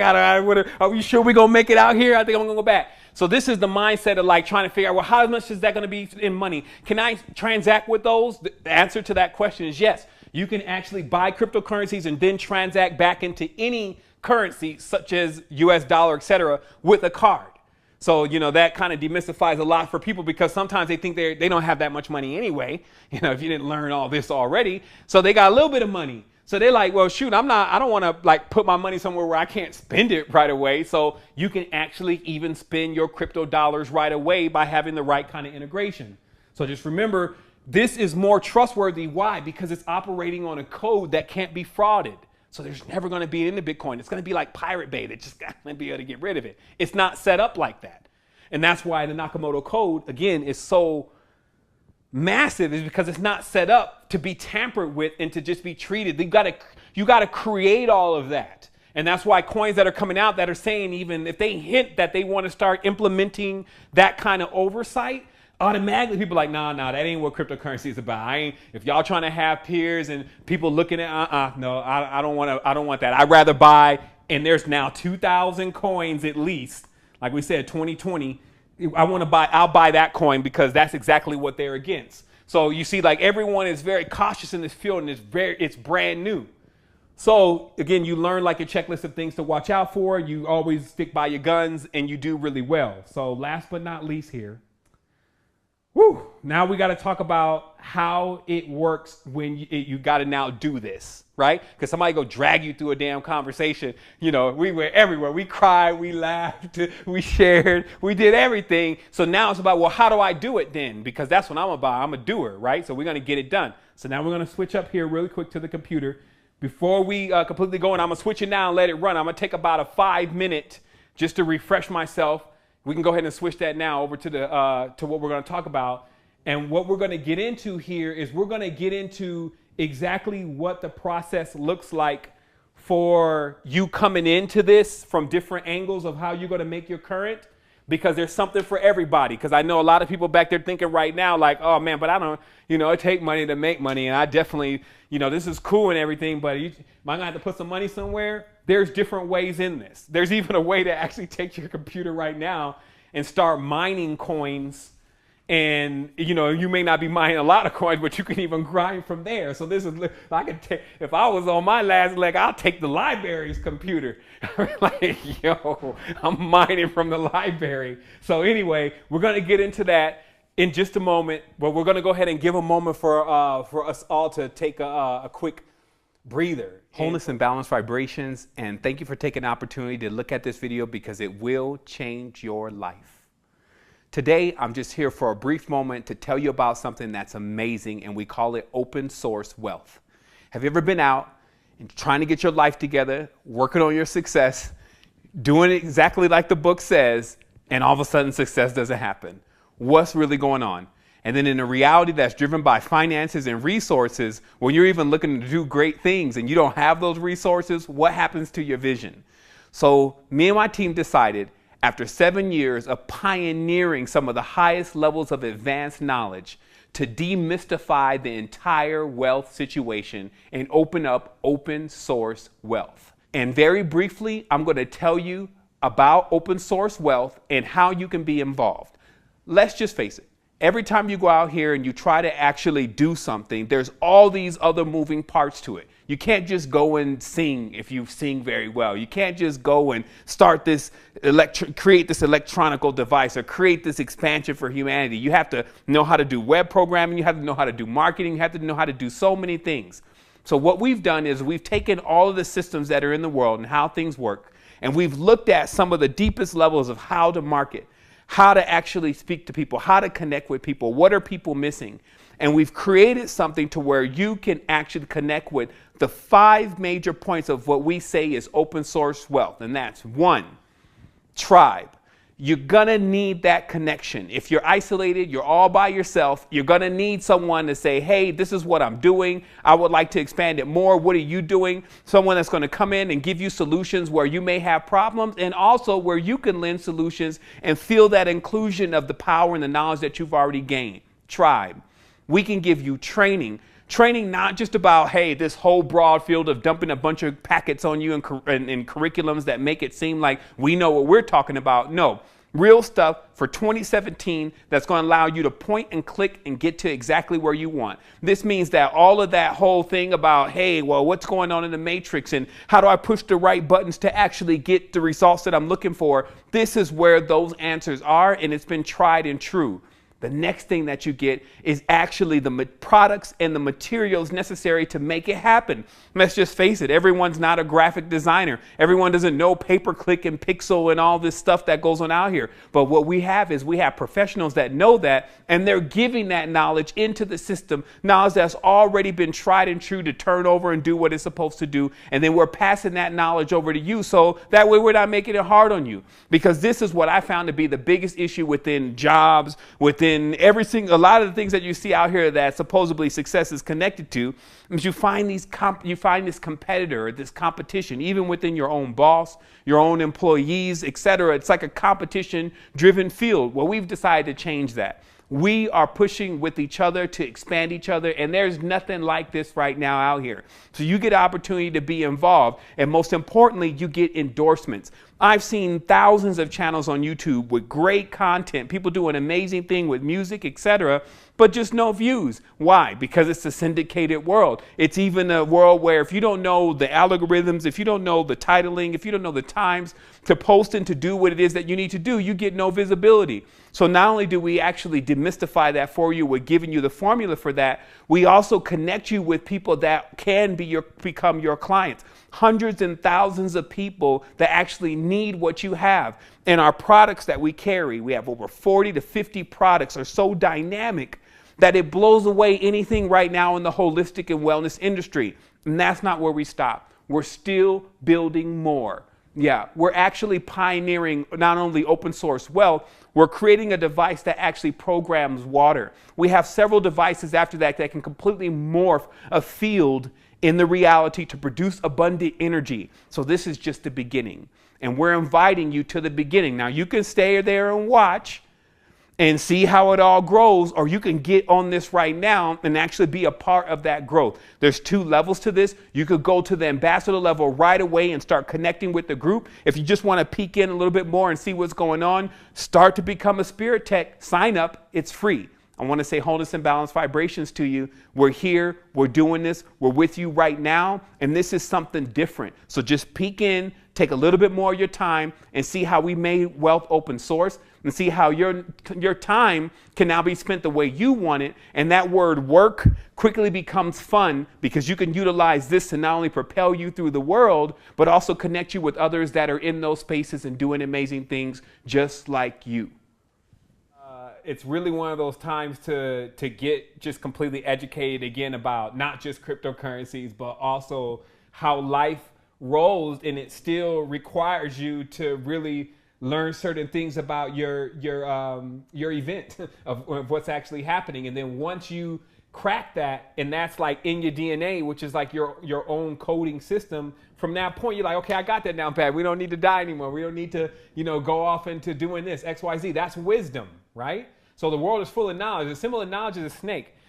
It's honestly, all these symbols, they're so telltale to what they actually mean, because man, it's like, let me just, I got to do a quick cipher real quick. Let me see exactly where our panel is. Like, if you look at this, they say that this symbol right here, this is like one of the master symbols on the dimension. My marker is giving up. So let's see how this works.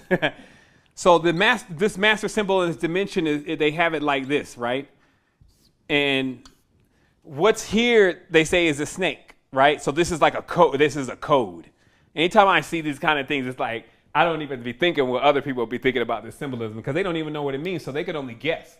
But when you read all the knowledge and you've studied it and you've lived it, there's no more guessing. So this snake is actually a symbol for 2 things: passion and knowledge.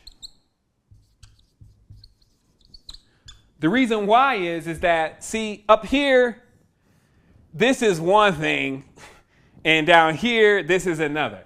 And the only thing that they really have going on for each other is that they're not alike. So this keeps them from coming together.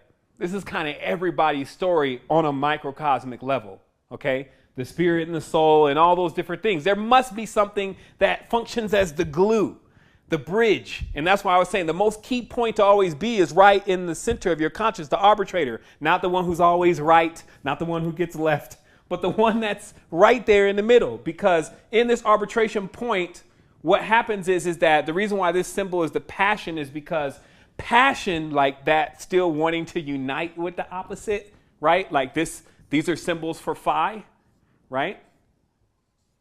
So wanting to unite with that opposite, the passion has to be there, and we know about the passion, so we don't got to go too deep into that. And then see where the knowledge comes in is what you learn because of your passions. Don't our passions get us into the craziest scenarios? So that's where this knowledge comes in. But then there's one more, and it's called wisdom. Because this means that you've actually begun to apply this, and now it's turning into something.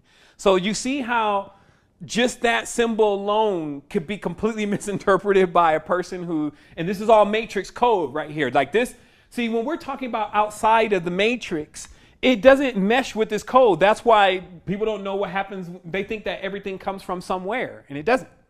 That there's an infinite of something never born from anything. People are like, what the?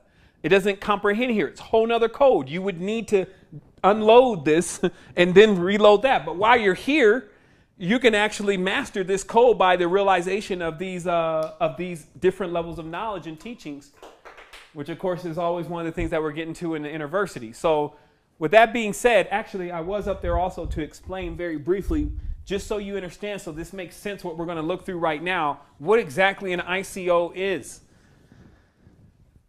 because this is like the course that everyone needs to have that they didn't get, and I didn't get it either, so I didn't get it.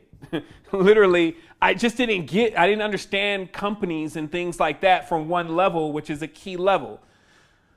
A key level is that, you know how, see, we're honest people. Like, we want to do the best that we can. We want things to work, okay? So let's say, for instance, if we take an investment, let's say you have a company, okay? And you're going to take an investment. Most of the time, this is going to come from your family. It's going to come from your friends. It's going to come from the people around you that believe in you, okay? So you don't want to cheat them. You want them to get their money back. So there's a lot of weight on an entrepreneur when they're trying to start a company to that first. Do I feel like my idea is good enough to pay these people back? Because I definitely don't want to let them down. So that's the first hurdle most people have to launch in a business. That's actually for good people, good business people. That's one they never really make it over, because you got another person or way of being out there that they basically will create a company knowing the company is trash, knowing it's selling the cheapest, most rottenest, worst stuff, okay? And not even have a moralistic bearing about that at all, because there's another thing. Because we believe that, well, still technically for a company to be successful, they need somebody to buy their stuff. So if they're selling bad stuff, nobody would buy it. Well, what happens is that, and then also, and if nobody buys it, then they're going to go bankrupt. Misconception. This is what happens. See, when an IPO starts, let's just say, I got to come up with a name that's not another name. Candarthia, okay? So let's say this IPO, a public company, an international public company, or is going to become one called Candarthia, decides that they're going to go public, right? They're going to now start asking everyone for money. You would think that, well, the only way Candarthia can actually become worth a lot of money is if they make a good product. No, it's actually based on how many people know about Candarthia.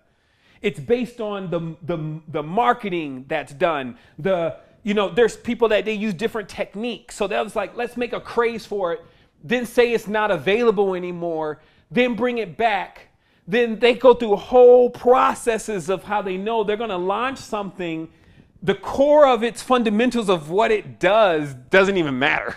That's actually how this whole marketing angles and all this stuff is set up. It's like, at the end of the day, it could be a crummy product, but this IPO can go through the roof because everyone believes that Candarthia, based on these commercials, based on how many people say you got to get into this stock.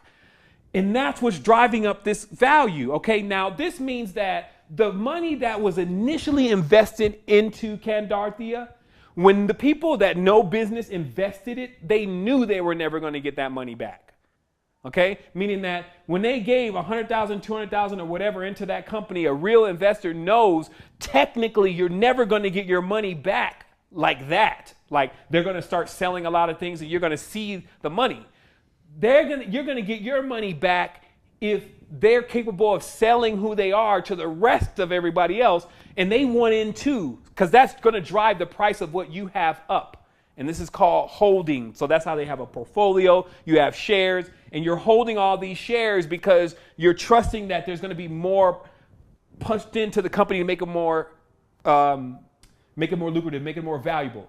So this means, of course, for a real business person, what they're really not even looking at anymore is the product. This is why it's so hard to get a good product out, because they're not even looking at the product. They're like, how many people do you already have? What kind of branding did you do? Like, let me see your picture. Let me see your merch. Let me see your white people. Let me see your, and it's like everything that doesn't have to do with actually what you created. It's all let me see the machine behind it. Who's working with you? Let me see your LinkedIn people. Let me see them on LinkedIn. Let me see how many people they're connected to. That's how they're coming at it. And they don't care. They don't give a shit about the product. So this means that IPOs has made thus far for entrepreneurship a shitty business. It's basically made people actually have to produce the worst. Like even to have the merch, some of the stuff that this stuff says, it's just basically bottom feeders, because this world never has had much potential. Not only is it extremely difficult to create something in the first place, then it's also, if you ever went to this level, this means that they've already basically had to sit down with you and like, but hey, it's inside. Basically, that's what they call it, insiders, right? That's what they say. They've supposedly caught Martha Stewart for. Insiders that saying, hey, Kendarthia is about to go public. Why don't you go ahead and position yourself? They're going to have initial offering. And then now you got a bunch of people in. Then it goes public. Then now you're just hearing about it. You just buy it. And that was just what I explained to you before. First day, next day, or next few weeks or whatever. So this is that world. That's that world of how business has always functioned. The world that many people, unless they're actually entrepreneurs and you start having to pay taxes, that kind of thing, are not too familiar with. But the top feeders, the real sharks, and there's some sharks out there. They train each other. They got shark training out there now. So they train each other. Yeah, it's definitely not about the company. Who gives a damn about the product? It's all about your Ferrari and blah, blah, blah. And they go in on a whole nother level that's foreign to us. So thus we have not prospered in their world. And their game is rigged. Meaning that also still behind the scenes, even something tomorrow, like if you put 200,000 on, you think it's going to go somewhere on your side of the screens, it didn't. And on different places, it's like it's highly prone to fraud. So now what an ICO is a utility in the same respect that each of these companies are saying, okay, we're making dolls that children will love. We're creating a battery that has less efficiency. So every single, just like there's ICOs are saying, hey, we're creating our utility for specific things, okay? So also this ICO, just like the IPO, goes public, and then it starts to offer other people the opportunity to buy into these coins at that percentage, okay? So this is what we're talking about, all right? So one second. We're not going to close it down here. I just want to take a look at my notes. I want to clear this up. All right. And I just wanted to make sure that's clear, because other than that, for a real thinker, the next thing that's going to come to their mind is like, okay, so all these different IPOs and or ICOs and these coins, what are they doing? How are these people just starting up something from nowhere? That doesn't actually sound solid to me. And that's why I was saying 95% of it is actually not as solid right now. But you got this is still so early. It's like the luck of the draw. Sometimes just by being there, it's like being in the right place at the right time. You can actually end up, maybe they started off as, hey, we're just going to go grab these few $1 million. Because you see a lot of people getting together, a lot of tech heads, a lot of people, again, they have some semi-qualified LinkedIn profiles. There's literally a criteria of becoming a successful ICO that's really more superficial, like what the first page needs to look like. It obviously has to be designed very well because it's talking about code. It's like basically things that have so little to do with the utility, because the utility is the unique part. That's the real idea. So just like with anything else, if you don't have a unique idea, person or state of mind, you kind of create something that everybody else is creating. And that's actually where a lot of ICOs actually happen to find themselves. Their utility is basically the same as other. Secure, sending, non-decentralized, and they the same thing. Why some of them, like Monero and others, are unique in different ways. And that's what you need to be paying attention to. Because you got some people that are not, that in that 5%, they are really intelligent already. They get it. They've been through night after night of realizing that, hey, there is something to this. It is working. So, and they've been in 4 or 5 years. So they've watched it. Okay, it's working. Like for me, when I got a hit on it, again, it was only about, I guess, 2-3 months ago. And then, it just started coming up in my dream field, and somebody mentioned it to me. And then all of a sudden I was like, okay, let me take another closer look. And then when I took a closer look, personally, it brought me to tears. And, I'm not, somebody, they see me cry today. I was like, yeah, okay, what's happening? He's crying again? No, it brought me to tears because I have personally worked, just me. This is something I'm doing still in my own being, all the self. 7 years, almost 16 hours a day to push something that I know is going to happen. And to me, the only thing that measures when it's going to happen is how much I can push. And I would say that just because we launched off on this level of manufacturing, it's been amazing, like to be able to create Fiaqua and all these different things that I've explored and what I've learned and all that. It's amazing. I'm not desisting on that. But I'm also still, I have like a real quantum mainframe going on back there. So it's saying, it's not even telling me, hey, based on these calculations, you still know that, in the time in which you need to be in a position, you'll still be that much more still behind another alternate reality that is not going to go the way that you ultimately can see this. You need to move faster. Let's give them some wings. And it's because like we all are collectively projecting something. So at some point it should come flying through. It's like, yeah, it's coming. It's like your autonomous car. You didn't call it like Kit. It's like, okay, I'm out front. You know, it's been a middle time. It's like, yeah, it's coming. Don't worry about it. And this is what I feel like this kind of system is. It's like, okay, it's wings.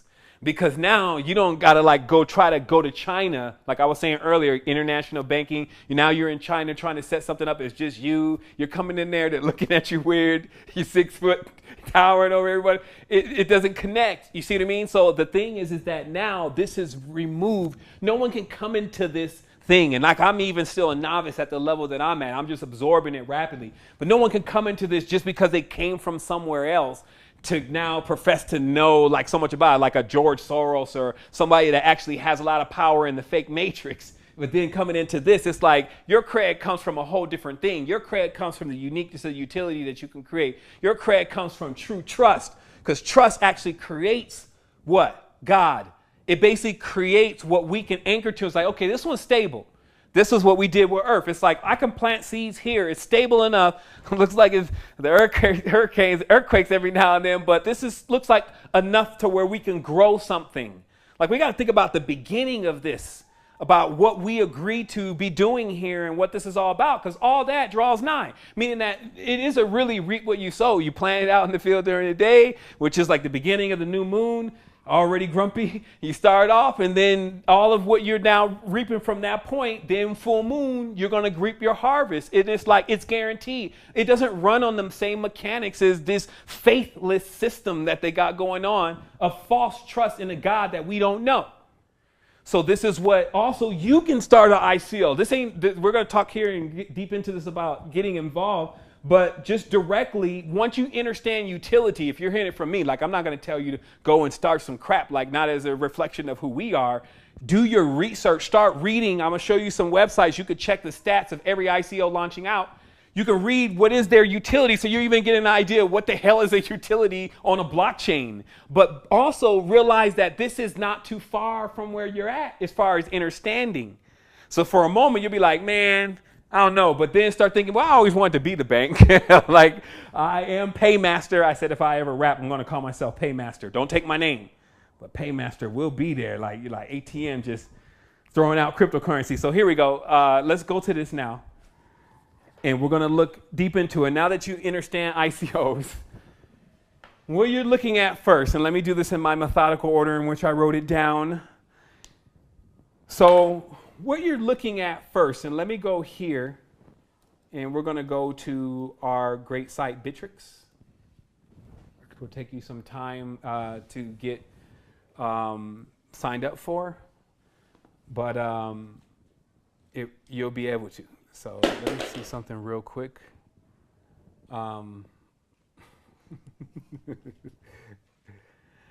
Okay, what's going on here? How do I get into Bittrex? Where is it at? Okay, there it is. That's what I'm trying to get to. Okay. Okay. What we're looking at is an exchange, a cryptocurrency exchange. And I'm not here to go through all of these coins with you today. Like you can call my man the boss of Bitcoin, Brandon Kelly. You can actually, somebody can add Brandon Kelly who has him as their friend. I'll actually do it in the chat box in just a second. Let me see if I can get it real quick. Man, check out the brother. Like, he really took me into a crash course of, what it was about. He made me see it another way. I felt like he was really, really connected. And, just from the level of, you just know when people are real. That's it. We have a real sensor.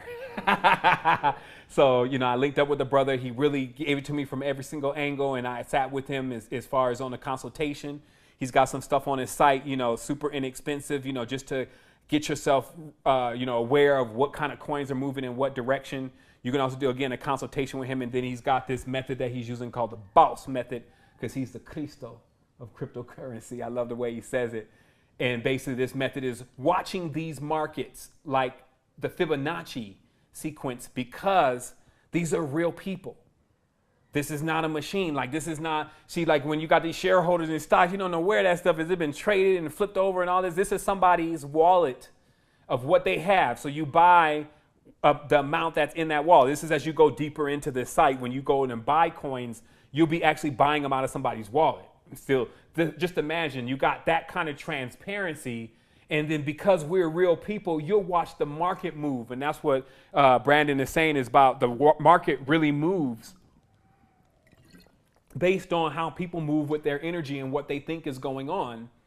And I guess one of the last drivers to the market that I think is rapidly going to stop becoming so relevant is actually Bitcoin. And it's just because a lot of coins are still dependent on Bitcoin status. Like if Bitcoin goes up, coins kind of do well generally. But again, none of those are exactly in stone, because you'll see coins that when Bitcoin goes down, those coins are going up. So the logic to why is actually in understanding the utility. It's not, it's a few different things. You want to find as many ways as possible. One, you can read the Fibonacci, you can read the statistics of how it's moving. Two, you can understand it as a utility and what it actually is doing. And then you can also go to boards that they do nothing but talk about this, because you don't also have your time. I know a lot of people don't have time to sit on this all day, but you can get added to groups. We obviously have ambassador training. We're talking about it there. I'm pushing it out as much as I can, just in moderation to also what else is going on. And but we have a clear pipeline to this progressive movement of not only understanding this, but also understanding how this can work for all of us as a community and all of us as a tribe. So this first aspect, again, that I'm showing you is that you're seeing, again, where the trade here. And so you're not looking necessarily at a gambling house. And so you got to really make sure your mind clicks with understanding that this is not like when you're looking at E-Trade or whatever. And then you got these companies hooked to this computer and they're all this centralized system. Hell no. That's actually how it gets tampered with, right? Like now we're talking about trust. Like maybe let's just be benefit of the doubt. Maybe they're not doing that. But why do I got to trust that they aren't? And there's another word that's used in cryptocurrency, which is key that you remember. It's called trustless. When I first heard that, I took it wrong. I was like, hold on, trustless. Wait a minute. I don't know if I want to be involved in something that's trustless. And then I was like, slow down, cousin. Let me hear what's being said. Trustless means I don't have to trust you. The mechanism is beyond that. You don't ever have to question yourself in your mind. Is he really going to do it? Or is he really not going to do it? Are they really going to be able to allow me? Once you understand the utility, it doesn't require you to actually trust that the utility is going to work, because the code makes sure that it works. So that's why a new word called trustless then gets created. And in that word, let me just readjust my camera here real quick. But that word actually becomes the true essence of, let me just anchor this way. That word actually becomes the true essence of where you really want to be. And what I mean by that is that I don't really want people to have to go into their monkey mind to determine if they trust me or not. Like people have been through all sorts of wild situations, right? So when they're looking at you and they're like, should I really trust him? Or should I really trust him? Is he really the truth? And it's like they go through all this thing, and most of the time they end up short-circuiting themselves. We get in our own way, so there becomes a judgment, and then we decide not to get involved with it, even though it was like a massive thing. Like somebody can judge me and say, well, yeah, but he doesn't like Santa Claus, and I just can't.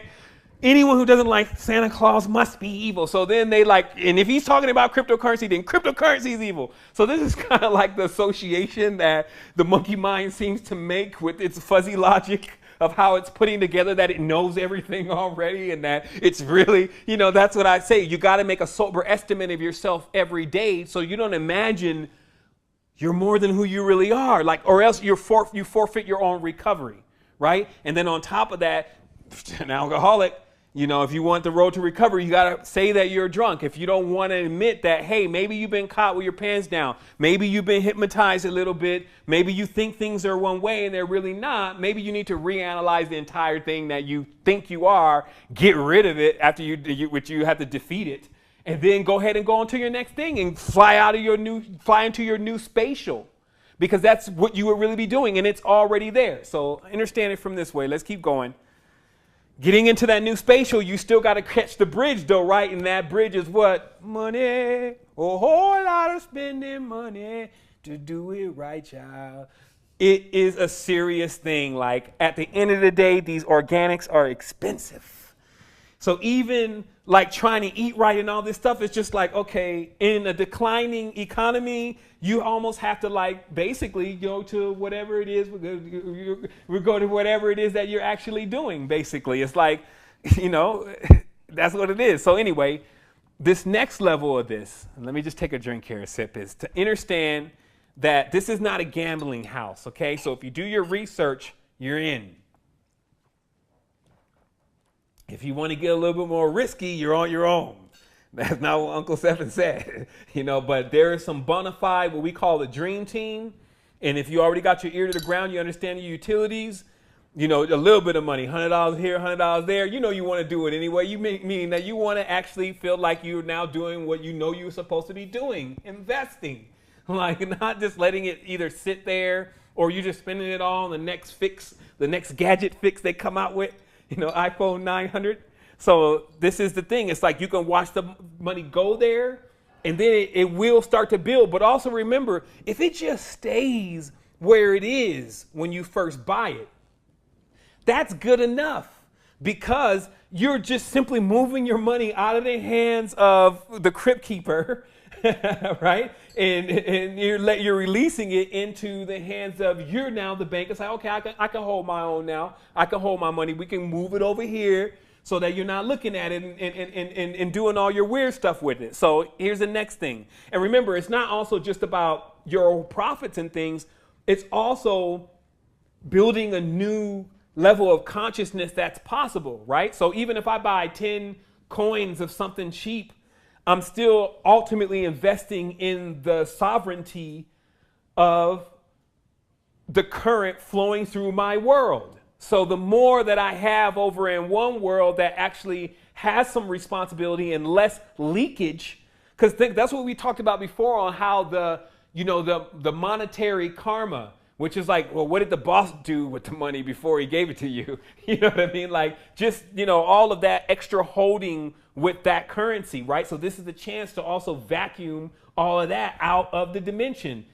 Think about the metaphysical aspects of this, right? So again, there's also, you got low investment, high return possible in here with your research. And you also have low risk with your research. Like sometimes, you know, you see something and you was out at the beach, whatever. You missed the entire week. The coin and went 5,000%. Now it's recovering from that. And because you were out, you're still holding that coin. So now it's less than what you even bought it for. Don't panic. If you had already done your investigation, next week is going to be back to at least to where you bought it. And then it's going to start making that climb from there. And that's what Brandon is talking about, that whole process is generally more on the Fibonacci sequence because people like, they move on like this real instinct. It's like once they buy something, they're like, yeah, I'm going to hold it. They're like, okay, it's getting up to $3. It's getting up to $3. I should just pull my money right now. So, you know, they just go into this weird thing. And because, again, they're using it as a form of profit. So that's why we're going to talk about today about, yes, it's a profit again, but it's also, you know, putting your money out of the system somewhere where it actually will be if something happens to the system, and then ultimately putting your egg in a better basket so that it actually can grow into something or has the potential to grow into something. And then the icing on the cake, it's not even like if you need to go and do something with what's there, you're just cut off from the system so you can't get your money back into the system. You actually can. So speaking of that, I got to talk, and it's not in my notes here, but I got to talk real briefly about, okay, so here's the deal. You know, I know a lot of people are joining from the U.S. I know somebody sent a specialist link in. You know, we had somebody sent an affiliate link in there. Come on, guys. So anyway, so I want you to think about this. So when you go, okay, so if you're living in the U.S., okay, and you have to go, let me see, right here. What happens is that, so obviously there's some people who did burn it out, like meaning that, you know, the whole anonymity part of this whole thing and them not knowing who you are and all of that started becoming the biggest issue and stiflement actually to cryptocurrency for a certain level of things to kick off. And that's where people can start using it and then start being able to transfer it back into money. Because what was happening is that if they don't know who you are and they don't know who you're buying from or any of that, they don't know what kind of deal could be going on. So they can only assume the worst. So this was, in the beginning, there were all these different currency exchanges, like what you're looking at right now here with Coinbase. And there's more.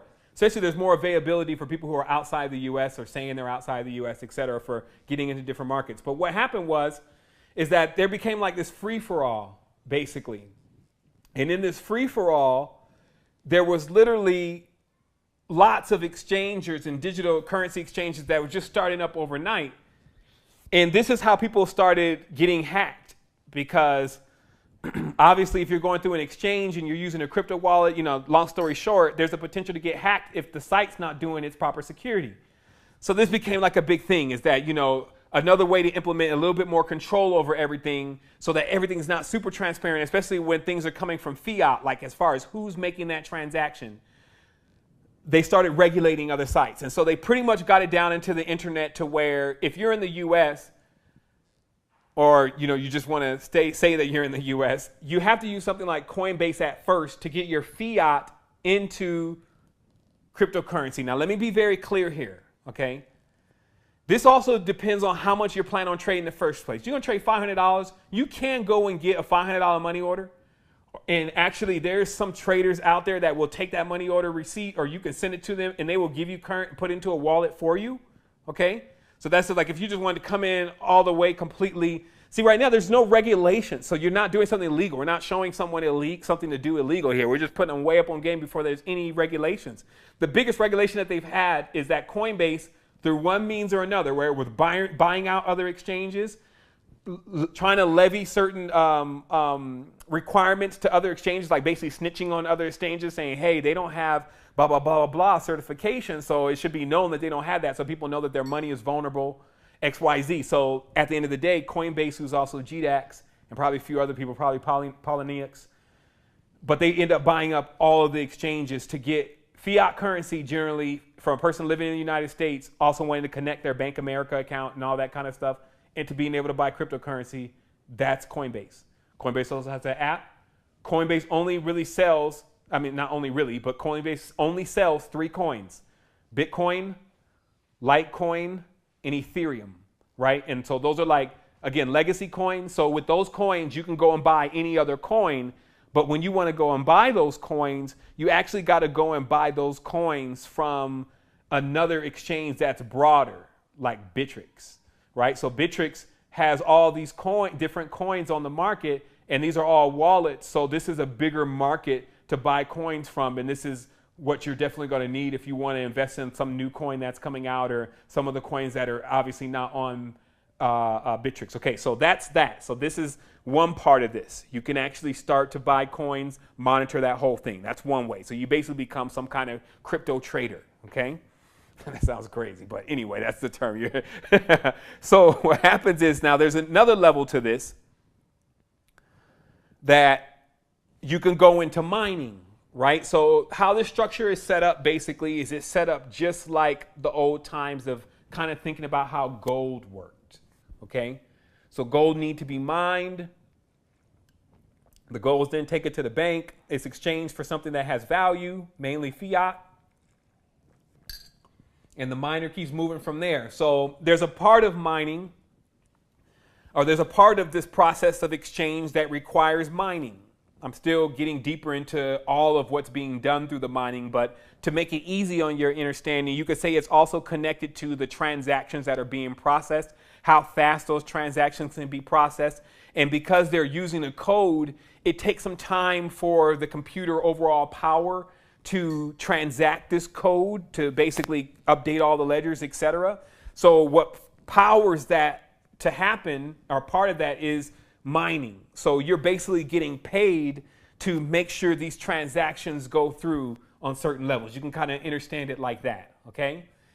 Now, mining has been going on for a while, and in fact, a lot of people have made millions on mining, especially early. Like, there were success stories like guys that went off to college, first heard about Bitcoin, heard about how you can mine it, took their computers, one of their raggedy computers, put it in the basement, hooked it to some internet, started to code, put it on the screensaver, and just left it. Kid comes back after college, he's got 10,000 Bitcoin, that Bitcoin's worth 5 million, and climbing. So there's a lot of success stories around just basically people who are the oddest people coming into having a large amount of wealth because they started off this way in mining. Right now, mining is actually now starting to hit a peak to where enough people know about it to where equipment, mining equipment, which is basically, it's basically equipment that's specifically configured for, to mine coins, okay? There's different kind of mining, but we're not going to get into that. There's script mining, there's GPU mining, or ASIC mining. We're good right there. And so what you're looking at is this machine is configured to mine coins. And so early in the game, even something this powerful, like you would be owning a lot of coins because it has that much power in it. But as with certain coins, because this is for people who are really looking to make money off mining, they need to have the strongest machine. So how this works is, and I'm trying to keep it from being complex, is that the more people that are mining, the more complex it becomes to mine. It's like another one of the fail-safes in the system to keep it neutralized. Not to mention the hash power or how much it takes to actually hash a block becomes more difficult. So this kind of like regulates it in a certain way. And now the greatest regulation is actually on the chips themselves, which you know China is producing the most of. That these, you can't even buy an Antminer right now. It says buy now. You go to the page and you know whenever it gets there, it said, okay, so now they're actually allowing, but this is December shipment. So honestly, I may jump off the car with y'all right now. At the cart, it's time. But serious, like, it's that crazy. You're going to watch this within 2 days. They're going to be sold out again. Because there's people now that are even buying them and they're just holding them to charge people more for them later. Now, I will say, remember, that again, people are not actually making as much money on mining as it used to be. Oh, damn, I got to demystify mining for everyone. Let me just see how the easiest way to do this. Okay, so right now there's a standard amount that you're going to get paid for mining. So let's say, for instance, that amount, last time I looked at the numbers, is like, let's say $600 and something a month. Okay, so you pay for this thing if you get it on the pre-order, $1,700. So that means technically within 3.5 months, it would have paid for itself, and then it's cash from there. And minus, you know, what you're paying for electricity and all that. But that's about as much as you would make if you get on it now before everyone else. Now, we can already assume there's going to be a November batch. I think we're in October, there's going to be a November batch. So the complexity is going to go up. So even that $600 of what you would make is probably going to be more down to $400 now. But still, the beauty of mining is there is still quick ROI, return of investment, based on general investments. Also, you got the equipment there. You can't stay in the house. It sounds like a vacuum cleaner, so this is like a garage kind of thing. But you got the equipment, so your money's there. I'm still demystifying, but I'm pretty sure you can actually point a L3 Plus, which we just looked at. You can point it actually at other coins. So you can actually mine other coins.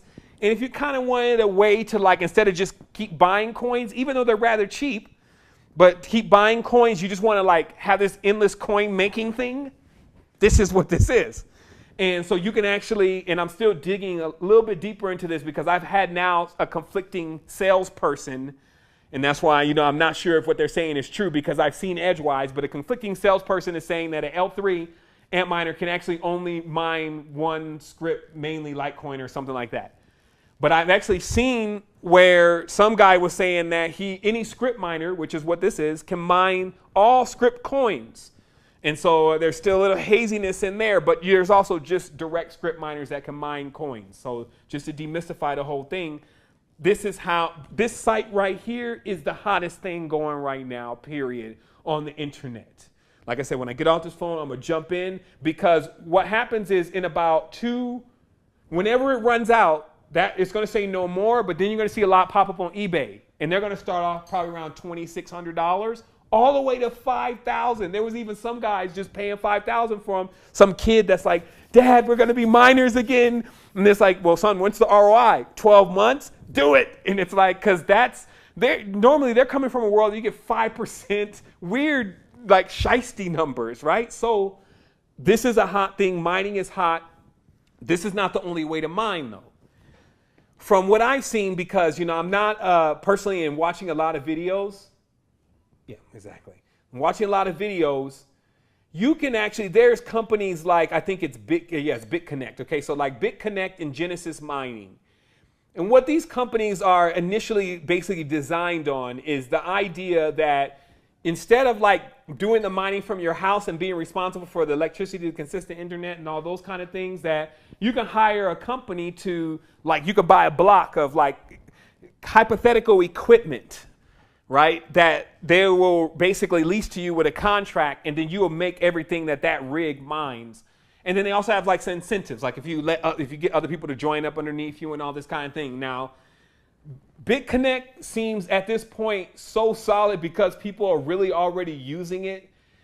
But on the back end, a lot of people are like, man, BitConnect, like they like have people overextended in attempts to how much their belief they're asking for. BitConnect, I think, was at 16, or something silly. It was like 1.6 billion. Yeah, you can put me there. Or anywhere you feel is good. So BitConnect is basically seems to be like one of those things that are going to be a lot more long term, because regardless of if a lot of stuff that it's doing is a little bit shaky, there's so many people involved, it can carry out whatever they're doing for a more prolonged period. So this brings the key term that you should understand that's going to be thrown around sometime, which is a Ponzi scheme. For those that don't know what a Ponzi scheme is, it breaks down to basically paying somebody else with someone's money that's just coming in. So paying your people that came in, let's say 3 months early or 3 months ago, with the people that are just coming in right now, and you just kind of keep funneling the money, but you're also taking a large amount of the money. And then eventually it blows up into like where everyone loses their money, and that's called a Ponzi scheme. So BitConnect has been accused of being a Ponzi scheme. But that's kind of like common rhetoric, meaning that this is basically a world with different type of people. Some of them they've been sitting in their house all year in a basement on a computer, so they ain't even seen daylight, and they're now given a voice. So it's like you hear all sorts of things going on. You got naturally negative people. It's a brand new world with no police. So that's what you're dealing with. So, so the thing is, okay, so you have this cloud mining, and this cloud mining is, you got BitConnect, you got Genesis Mining, and this is basically like you're buying machines. Like my main place that I would kind of like, just to kind of steer away from all of the doubt, I would prefer if a person is looking at this kind of what they call like cloud mining, but in this case, it's just like you're seeing it through the cloud. You're seeing what your rig is doing. I will recommend NiceHash, because NiceHash already has a reputation for, if you have your own rig at the house, you can hook your rig up to NiceHash. And what it'll do is it'll configure everything for you, and it'll switch through the coins for you that are best to mine.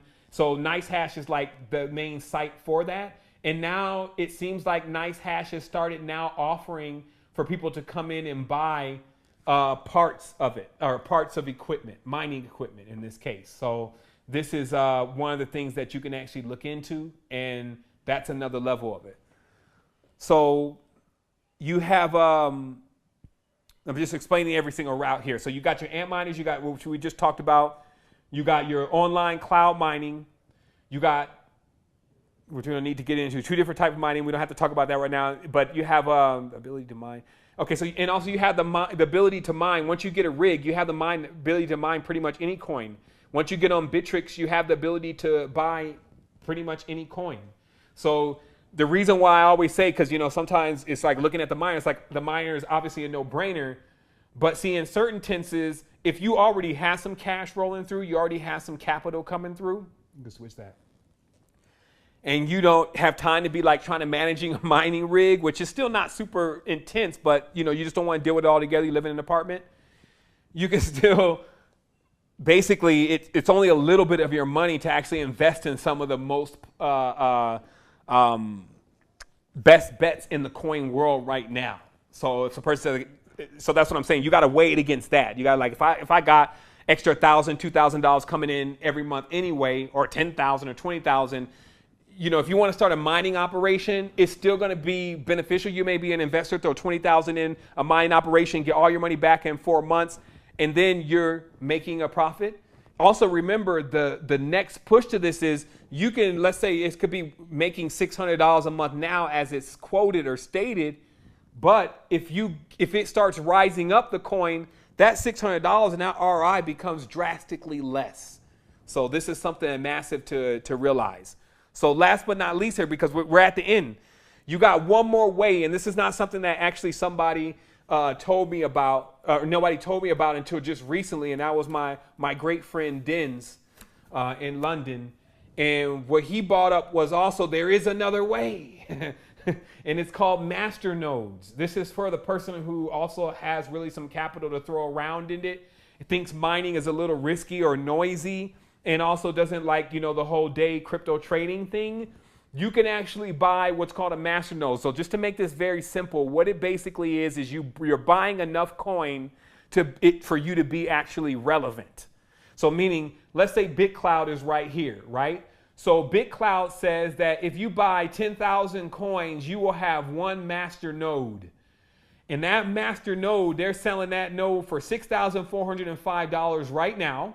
It will make $62 daily, $434 weekly, $1,889 monthly, $22,667 a year, as long as BitCloud stays alive. And if BitCloud does better, these numbers go higher. The time in which you reap your initial investment, $6,408, comes back faster. It's that simple. And also, many of these coins give you a seat on the board because you're a major investor when you buy nodes. Remember, this one, Eternity is selling their nodes for $163 for the whole master node. So the thing is that, remember, some of these are like penny stocks, as what you would call them, to where they have just a small percent in there. But remember, it's still how much you invest. So if you invest $100 in a penny stock and it goes up 6,000%, you're paid out accordingly. So, but master nodes is another way to keep a portfolio. There's a little bit more to this. You kind of get like a master node server, I think Dens was saying. And that's basically like some equipment that just handles part of what you're doing. And they say also you earn extra for what you're doing. It's called gas. And it's because you're allowing the transaction to occur. Because let's say if you have 10,000 BitClouds and somebody wants to buy them, 5,000 of them, they don't have to try to consolidate 10 wallets to sell that. They can just go to the master node, which will be you. Like, yeah, he's got 10,000 coins on hand. We just need 5,000. We're going to do it through his system. And that's how that works. And then you get gas, which is a slightly accruing amount over time because you're actually creating the transaction. So this is a whole nother level. And that's pretty much the ins and outs of it. Like, I think I did the best that I could to really this was wild because we literally went from like a whole different thing, but I really feel, again, more than honored to be able to deliver it on this level. Obviously, you're gonna hear a little bit more from me about it. My job right now, in my mind, is to become efficient. So basically, with this, meaning just to boil off all the extra, understand truly what controls the market. I know there's some people that are running around right now, and they really want to seem like they're like all on something totally different, and they know something nobody could know and all that, and they're trying to protect it. But crypto ain't running like that, baby. Like, it's something that you want to give freely because there's more than enough. Like, you're talking about a new bank. And the thing is that, think about it this way. When new banks open up in the world, actually, they give away money, but they call it a loan. You see what I mean? In this world, it's an investment. And that's the biggest difference. More power to the people. So that's what I have to say. We'll be getting with each other soon. I want to say to everyone, if you have not seen or heard about Ambassador Training, it's something you want to check out. We got a tribe that is just amazing. We're connecting every other Sunday at least. We're building conscious entrepreneurship. We're showing people how to keep developing what they're doing. We're giving also levels of integration, this kind of knowledge. We're always looking for the true, vivid, clear path to actually this sovereignty. So we are very focused in doing that. Super jubilant. It's been an amazing time. I'll be talking to everyone soon. Wholeness and balanced vibrations.